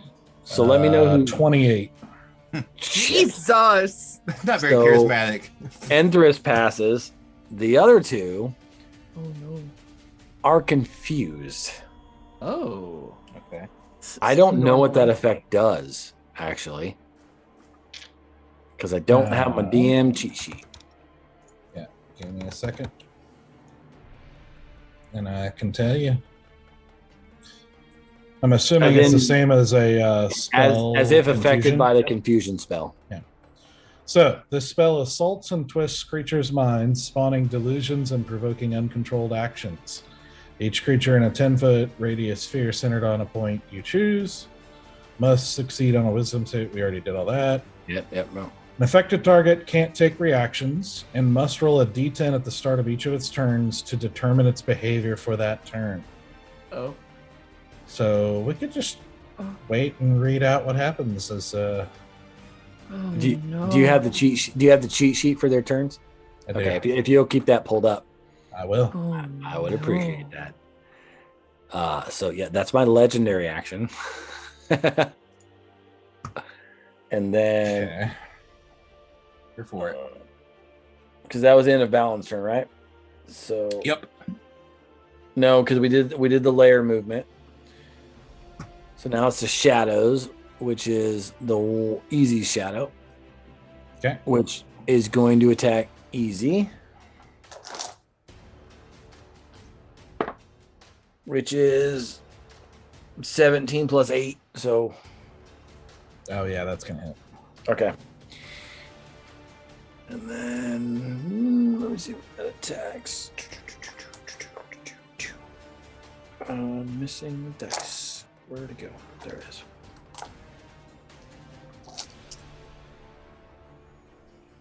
Six, 10, 14. So that's 20 points of psychic damage. Ooh. Okay. Because I don't have advantage. Holy shit, it doubles if I have advantage. Dang. And that's my only shadow left, so that's the end of that. Okay. And then it is Lumineer's turn. It's a great bard. Yeah. Lumineer. Or not Lumineer, sorry. I can't even remember my own character's name. It's terrible. Ludimir. Ludimir. Lumiere, Not Lumineer. Lumiere, Ludimir. Lumineer. Ludicrous. Like, Yeah. hey, it's all about moonlight and like Lumineer. It just sounded better. Lufa. Lewis. Lollapalooza. Oh, okay. Let's see. Oh, I finally have people within melee. Oh no. So I don't know how that affects melee. But I will take a swing. I'm being choked currently by a staff. I will take a swing at Valen as my first attack. Do it. And It's just a melee attack. it is a melee attack. Kind of. That's a 15. This is Oh. All right, so he suddenly swings his crystal staff backwards, trying to hit you and misses, and then for his second attack, he will swing again, which is less. It's 13. sweet. Thoroughly irritated, he will point his staff at Enthris and fire his moonbeam. Before you do that real quick, I'm going to reaction Sentinel to attack him. You can't. I didn't land. Oh Damn no! it. Oh, that's because you saved. Sorry. It's when they you make an saved. attack, so Yeah, I did make the attack. Okay. Yep. Let me have it. Well, it's like right now I'm confused, so I can't take. But I forgot that you had Yeah, saved. you can't take. Yeah, you two yeah, you can't. can't take Can't reactions. do anything. Yeah. But Enthers can with a 30 to hit. Oh, that hits. Oh yes, By the way, queen. Valen, if my attacks would have hit, it would have stunned you.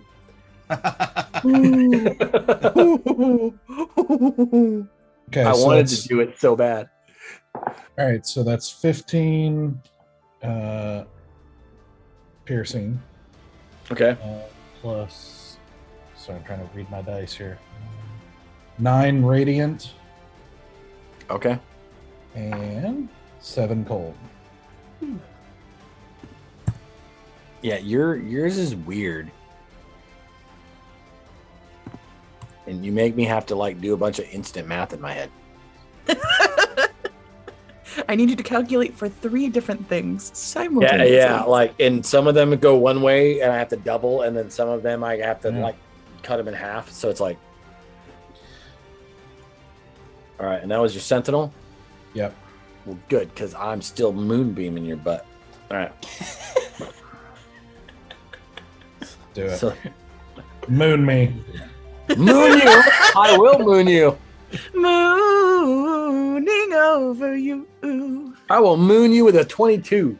Ooh. Does There's not a hit. full moon tonight, kids. That haste. Holy That crap. haste, dude. Haste. That haste.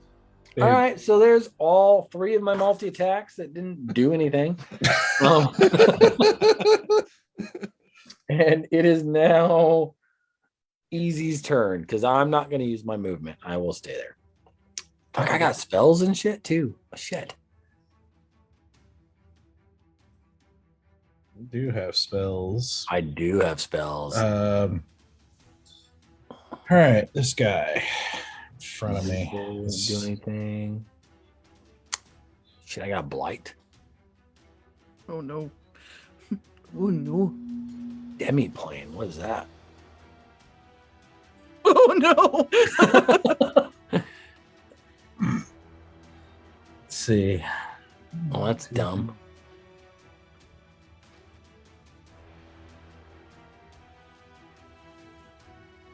I'd literally have to like kick you through a door. Listen. First, I need everyone to stop what they're doing while I build this door real fast. Yeah, like I would cast the door, like, and then I could be like, "This is Sparta," but like I have to make the door first. But if I close it, you're in a demi-plane and you're like gone. That's a weird spell. It's like for a magician only. Yeah, I've never even seen demi-plane. What's behind this door? It's an 8th level. Holy Jesus. shit! Jesus.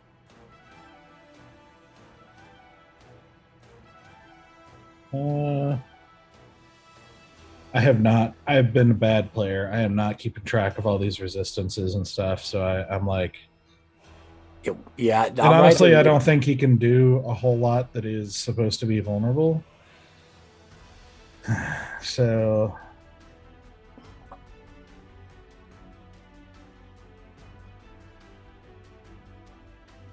Well, this is supposed to be a short night. Yeah. And this has been like the battle royale night. Uh-huh. I'm glad It's we been got good. to the fight early on. I thought this was gonna be like a short session, Yeah. and it's just been one battle. I'm like, I finally got a good fight. I finally balanced it. Yeah, good job, man. It only took me like 4 fights to finally understand just how like outmatched I was. okay. I guess he's going to cast. He's going to use his staff and cast lightning bolt on the shadow in front of him. Okay. Okay, so that is a Dex saving throw. Sure.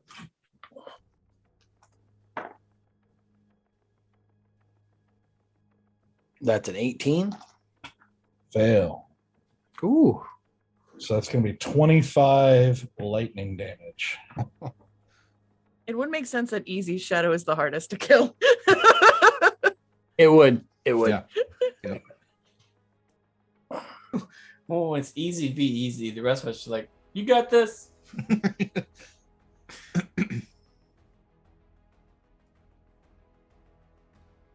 That's it. 25 lightning damage. As you cast the lightning bolt straight at it, you suddenly go, wait, I can't do it in a German accent because I don't know German accents. Have I done this before? And you notice that the lightning does not do the amount of damage that you were expecting it to. Okay. Hanging around. There you go. Thank you. Kids got alligator blood. Russian. Rounders, anybody? Hey, I like Rounders. Thank you very much. That's a freaking good movie. I will splash the pot whenever I want. Yep, damn right. All nighty, check. Yeah, Right. I am right with you, dude. Okay, that is Entrance' turn now. If Easy's done, Easy is done. Entrance is the only one eye to eye with Ludimir. Mm-hmm. Valen is kind of teabagging Stoic though.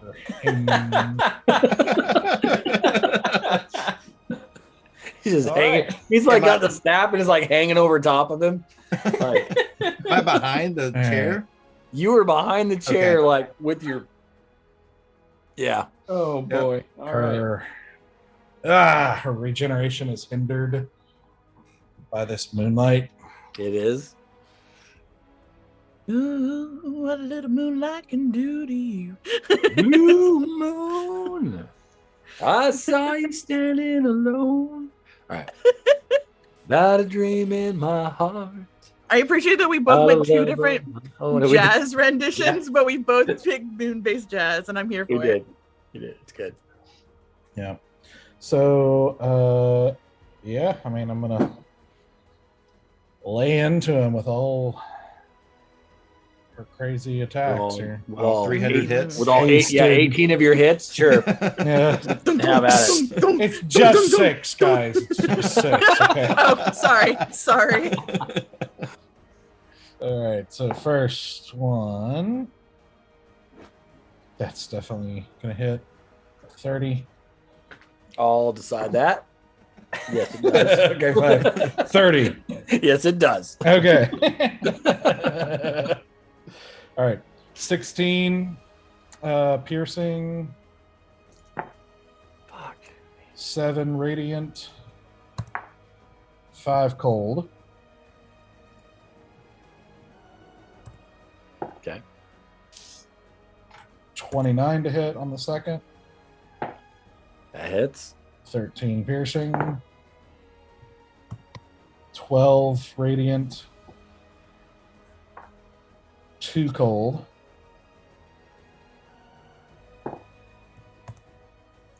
So third attack is a natural 1. Yes. Misses. Yeah. No. You tell him, Danny. Fourth attack. Another natural 1. Oh. Oh, So then key point for flurry of blows for the last 2. Shit. Okay.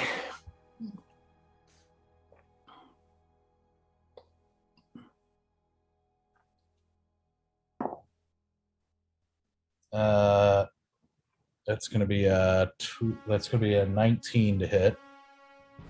Wait, let me check that one. That hits. Okay. So it's gonna be 13 bludgeoning damage, still magical, Yeah. and 5 force damage, Worse. and a Not nat radiant. 20 on the last one. Hey, make up for it. So force, not radiant? No, on her unarmed attacks, her bonus damage is force damage. Okay. Okay.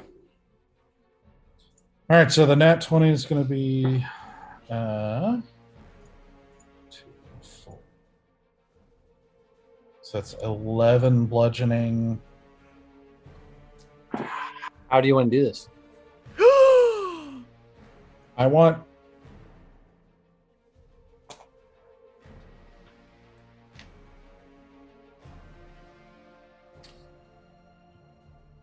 I want to basically, as I still like hold him by the throat and just basically rapid fire stab him a bunch of times with the sword. And as I go to make a finishing blow with the sword in hand. I will say that you don't have to hold him by the throat. So Valen's staff has been around his throat as Valen's been leaning back, and you've basically just been having your way with him as he's been restricted. Okay. You see just a moment's hesitation, and I pull his head, I grab him by the hair and pull his head down and hit him on the back of the head to incapacitate him. Oh No. Smart. Oh, okay. And as that is the do we still have to deal with the shadow? No, as he goes unconscious, the Easy's shadow just seems to look at Easy across from him and gives a wave of his hand as his damn it, what's it called? His spectral hand? I don't remember what it's called. Oh, his mage hand? His mage hand comes up in front of the spectral Easy, yep, and gives a big finger as it dissipates. I think the same. That makes sense. That makes sense. Yeah. Oh, that's too good. So as this happens and he falls unconscious, Inthris she sheathes her sword and takes like the front of his cloak and pulls him up off the throne with this kind of surprising strength. And you can see in this moment, in this like haste, in this crazy action, like her braid has like come undone, and it's like this sort of like, you know, this long black hair like partially draped in front of her face with these dark eyes and these bared fangs. As she brings him in close, and just kind of in the quiet of this chamber, you guys can hear her whispering as she says, "I know all too well what it is to hold someone captive for this long.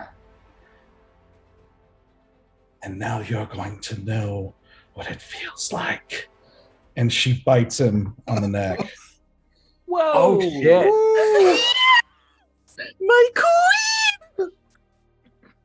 What happens? And then she just drops him, and he just crumbles to the ground.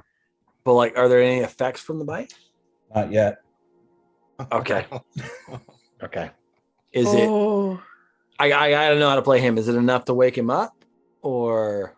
No, it's basically if like he's killed with the bite. So basically she has to take him and bury him. But once she does, if the bite kills him and she takes him and buries him, he becomes a what's the word? Is it like a vampire? Sorry, where is it? I'm looking. Is it vampire? Sorry, I lost the thing. That's okay. That's okay. We'll say, while you're fighting that, we'll say that as you pick him up, A vampire spawn under the vampire's control, There you go. just permanently. so as you pick him up, Just and you with the bite down blood into his dripping neck. down, I just drop it. and you drop him, he hits the floor with a hefty thud and kind of rolls to the side, completely unconscious and near death. He is He still is alive. technically dead. If that's Is he? If you want to go by technical, that's what the bite Okay, did, so- is killed him. Okay, so he is. Unless we'll you want say to play you're- it differently, but Yeah, we'll say you're unsure. You're not Okay. quite sure if he's dead, but like he was unconscious and has been bitten and is bleeding and is lying there motionless on the floor. Is But- the moon space still there? The or moonbeam, there is still moonlight coming through. if you are we still confused and stuff? Was no, what I was you asking. guys are not confused. The moonbeam that was beaming directly above the throne is dissipated. You will notice that the moonlight that was coming through the windows has lessened. And if any of you take the time to go look, you'll notice that there's no longer a full moon outside. And you see the moon for its actual shape and size. And there seems to be two of them that are slightly crescent and not giving out nearly as much light as what you've been experiencing since you've gotten here. I immediately drop greater invisibility. And I just drop to my knees, like right by Stoic. And I just like very like gingerly like send him a message. And I'm just like, are you okay? Do you want to be held? So we will get there. Okay. Before we do, Enthris, as you bit Ludimir and threw him to the ground, you felt even in his lifeless body, you felt magic and energy emanating from something that he wore around his neck. And as you leaned in for that bite, you felt it even stronger close to his chest. I'll grab it like before throwing it down. Then Okay, so if I had felt that, I would have grabbed it.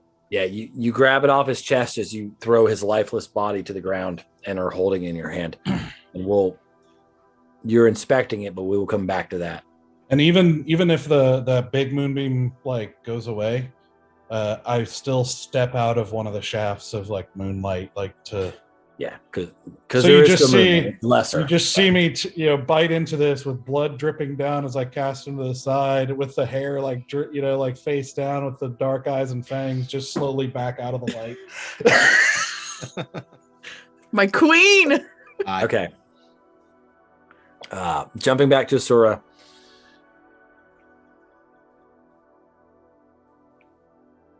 Even though he is right in front of you, you don't hear a mental response from him from your message.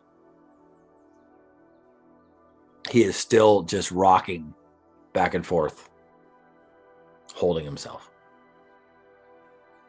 I just start to like quietly hum like one of the many tiefling like Tirathan songs that I had heard along the caravans. Like it was like one of those like lulling songs, like the kind of songs that like would help like a kid who's a little bit scared go to sleep at night. Like especially like the old ladies, like the old biddy ladies who would like hum to the little kids. Like I just start humming one of those. And I like very gently put my hand like on his like lat muscle. And I just like rub small circles. He does not pull away. But he also does not stop rocking. And as you're rubbing him and you lean in closer, you begin to hear he is muttering to himself, ever so slightly, of just, not again, not again. This can't be real. Not again. Valen is still up above me, kind of, right? From the staff. I don't think he's hanging. You're there muted, anymore, Valen. You're muted. I don't imagine. I imagine I'm on the ground at this point, probably kneeling down with you in front of Stoic. Yeah, I immediately grab your hand and I place your hand with my hand on Stoic, and I just start to like keep humming, and I just say, "This is not fake. This is not pretend. We're here. We made it."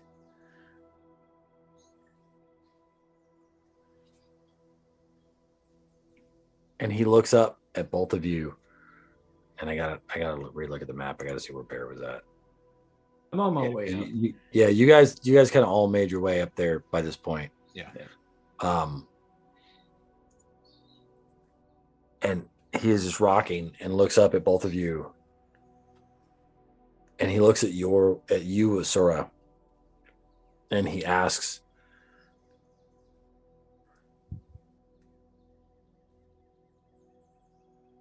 "Can I see your dagger?"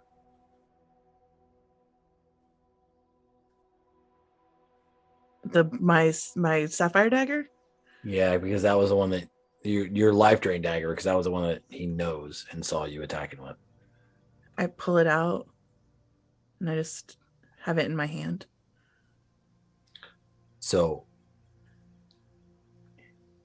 he quickly snatches it from you and makes a deep, dark gash down his arm. Not trying to kill himself, but just cuts deep and like looks at the wound, like he recoils from the wound, but looks at it almost in relief. Asura is seeing him hurting himself. She just instantly grabs the dagger and like pops it out of his hand. And he lets you, but he made the wound and almost feels relief after making it and looks back at you two. And for the first time, you see comprehension on his face. The minute I see that his eyes have like changed that look, I just grab him. I just like my whole body, like basically like corrals his torso and put his head like in my like clavicle and just like squeezing him as tight as I can. He embraces you and begins to weep. I just hold him. Finally, yeah. Finally realizing that it's not an illusion and that it's real. Valens puts his hand on the shoulder. Doesn't say anything. Just is there.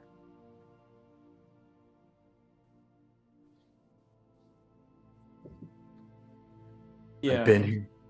I've been here so long. So sorry. We got here as fast as we could.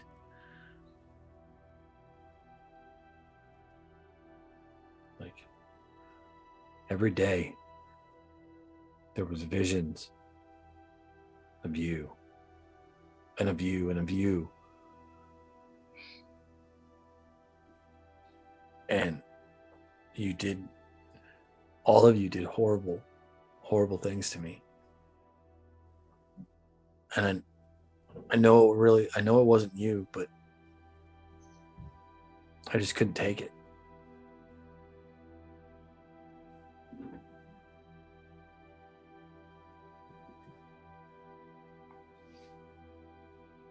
I just want to go home. That's what we're going to do. We're going to go home now.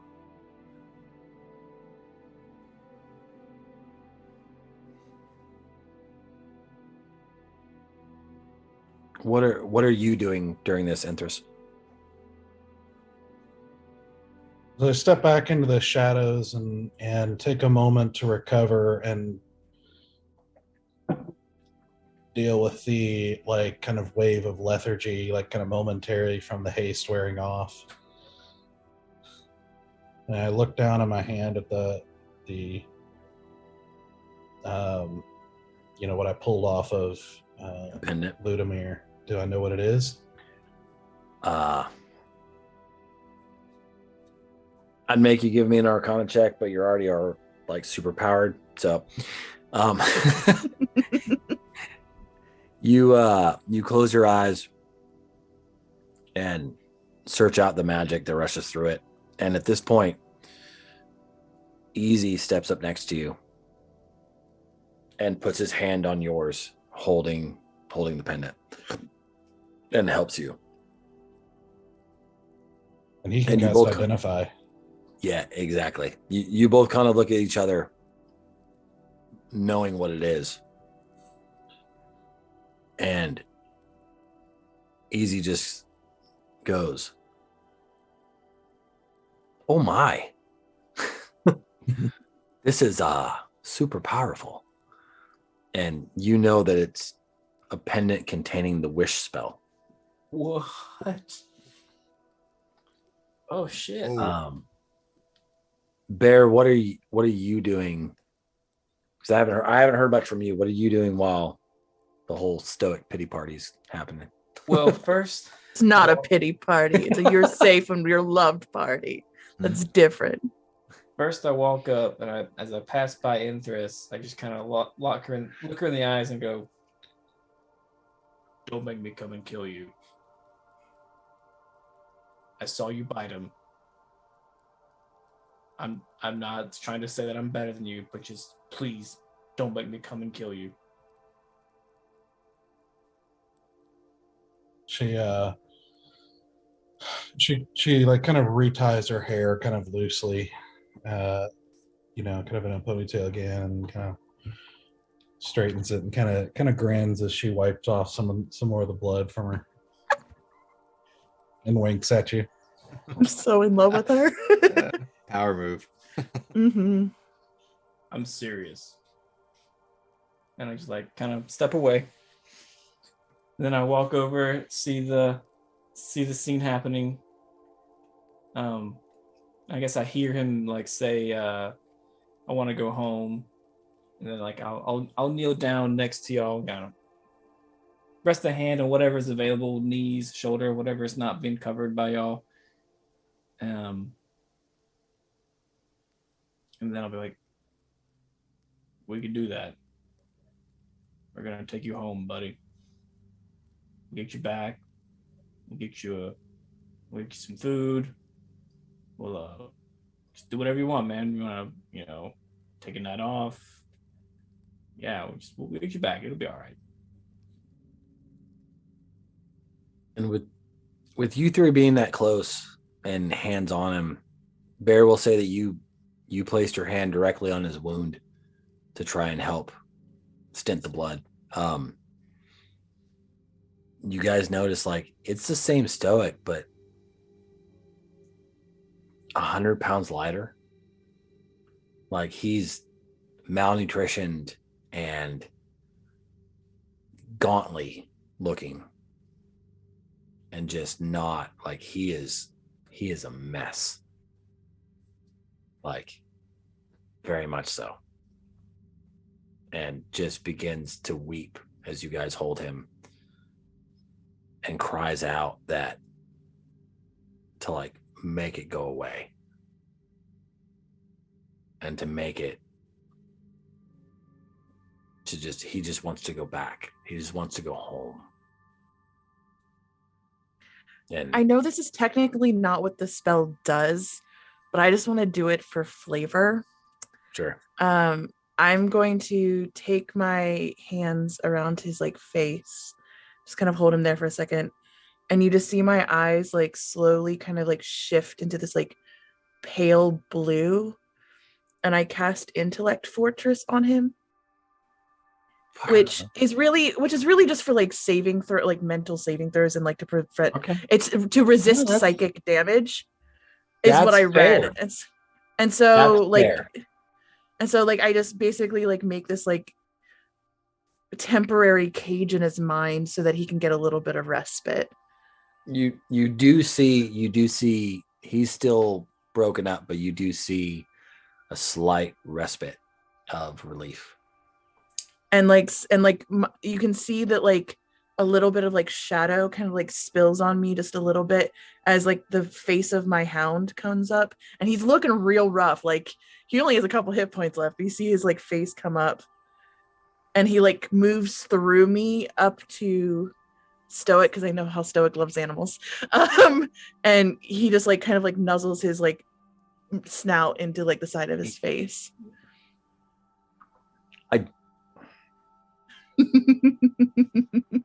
I don't want to role play it out, but he freaks. Yeah. Like the sign of the shadow coming through you, like he almost goes back into like a psychotic break. No, it's real. It's real. It's real. I don't know how I can do it. It's weird magic. It touches me. I don't get it. He is almost just screaming at that point, seeing the shadows move. Fuck. And I didn't mean to fuck him up. God damn it. Just get rid of it. Okay, and then I make all the shadow go away. I just go, okay. Go, just, leave. Bye, go just letting you know, shadows are probably not his friends. Yeah, I figured after I did it. I was like, I didn't mean to. That's just what I do. Shadows are my thing now. I after that happens, I pull out a spring of mistletoe, and I will cast good berry on the berries, and I'll just like I'll pick off one and I'll eat it, and then I'll put the rest in Stoic's hands. Eat up, man. He almost cracks a smile and eats a berry, and mentally was about to crack a joke about how you just put mistletoe between him and you.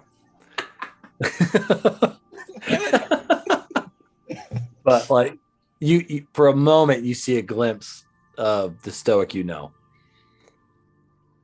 but he is too reserved and does not. I slowly start to like help him stand up, and then because I had haste too, like as I'm trying to help him up, like you just see me like crumple, like just like my whole body just like gives out for a second. I'm just like, ooh. He pulls you in close to help. Oh, he does. Did Asura just pull a handkerchief? Yes, she did. Yeah, like he totally goes for it and pulls you. Yeah, I know. I mean, she really did. Like it was partly like she knew she wasn't feeling great. She knew she couldn't lift him, but also she was like, she didn't realize how bad it was until she started to do it, and she was like, "Oh, actually, I'm bad." That's fair.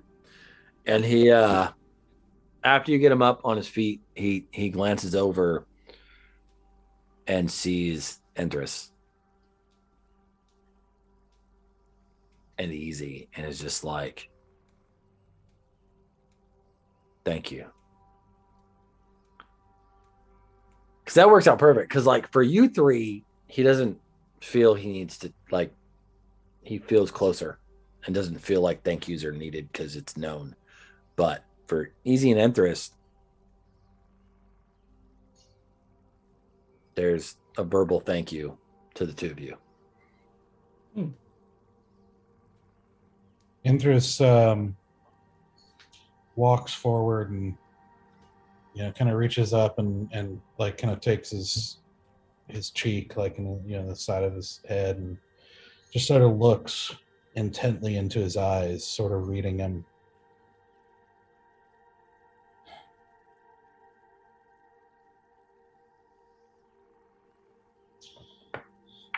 There's too much broken.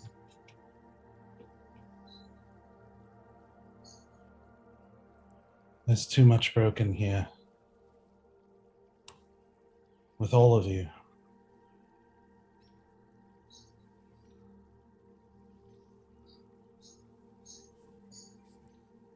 I think it's time we went home. Together. She goes over and she grabs the limp, like dead as far as she knows, body of Ludimir by the front, like basically dragging the body back over with one hand. Carry him like a suitcase. And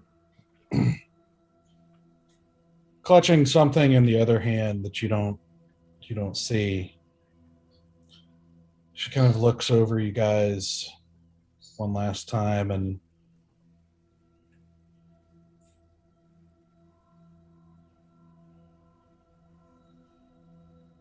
it's not going to mean much in a moment, but thank you all.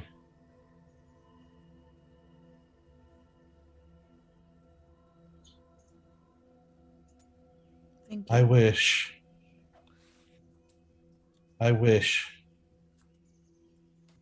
that it was as if none of this ever happened. And she whispers something else under her breath. And I don't know, Danny, I don't know if you want to make them roll a perception check to see if they hear me or not, but My passive perception is 21, but I will happily roll an actual perception check.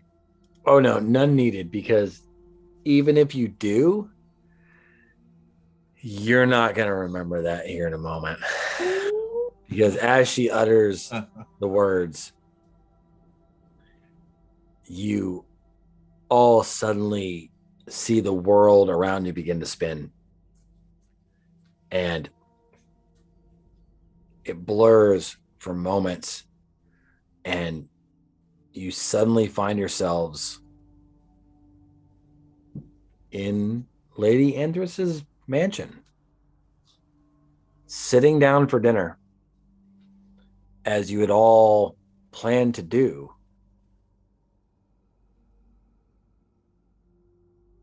So long ago, or what felt so long ago, but this time, Stoic's not late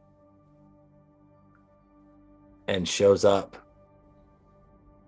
and you all sit there and enjoy a long and prosperous meal with friends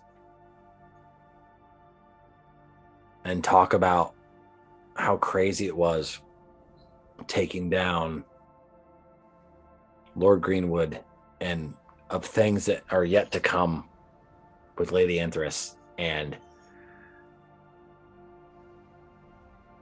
it's heartfelt and deep, but surface level, because none of you are really ready to dive into the dark details of Lady Anthress and your own experiences of betrayal with Lord Greenwood. And so you keep it polite and airy. But all of you feel a sense of family. And you feel complete. And that is where we'll end it. if I can, Yes. you do notice at dinner, like her wearing her, normal, just, sleek, kind of dark red dress, and of which she has many.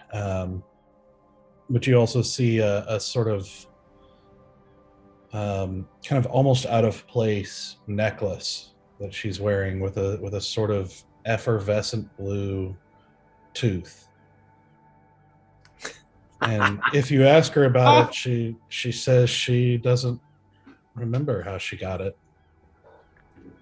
Yes. But seems to really like it. And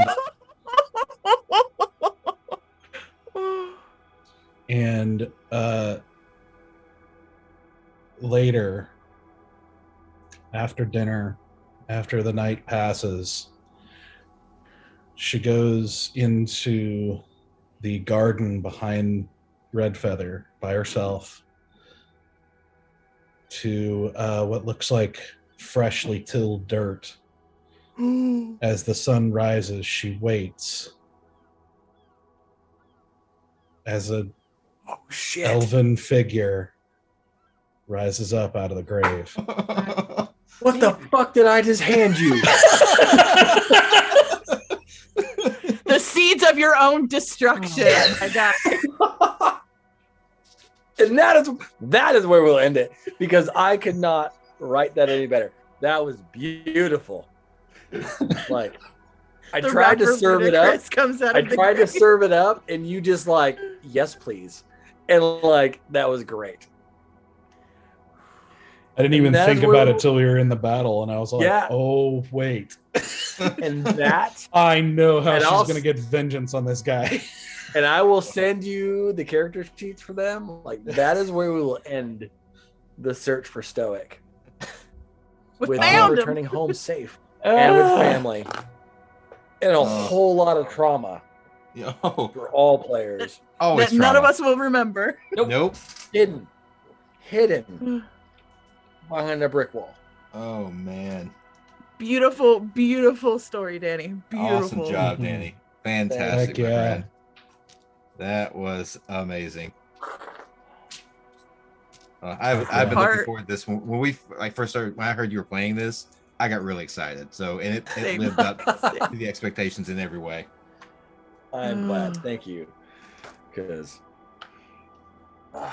it was rough at times, but yeah, it's fantastic, man. Yeah.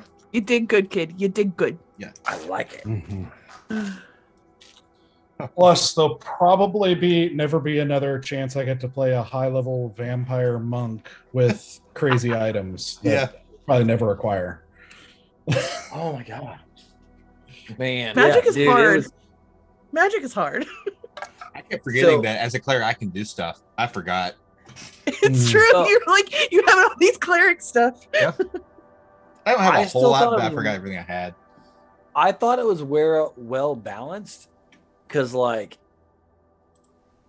if you guys would have been playing these characters for 2 years at this level, you know what I mean? Like, you guys would have just decimated me.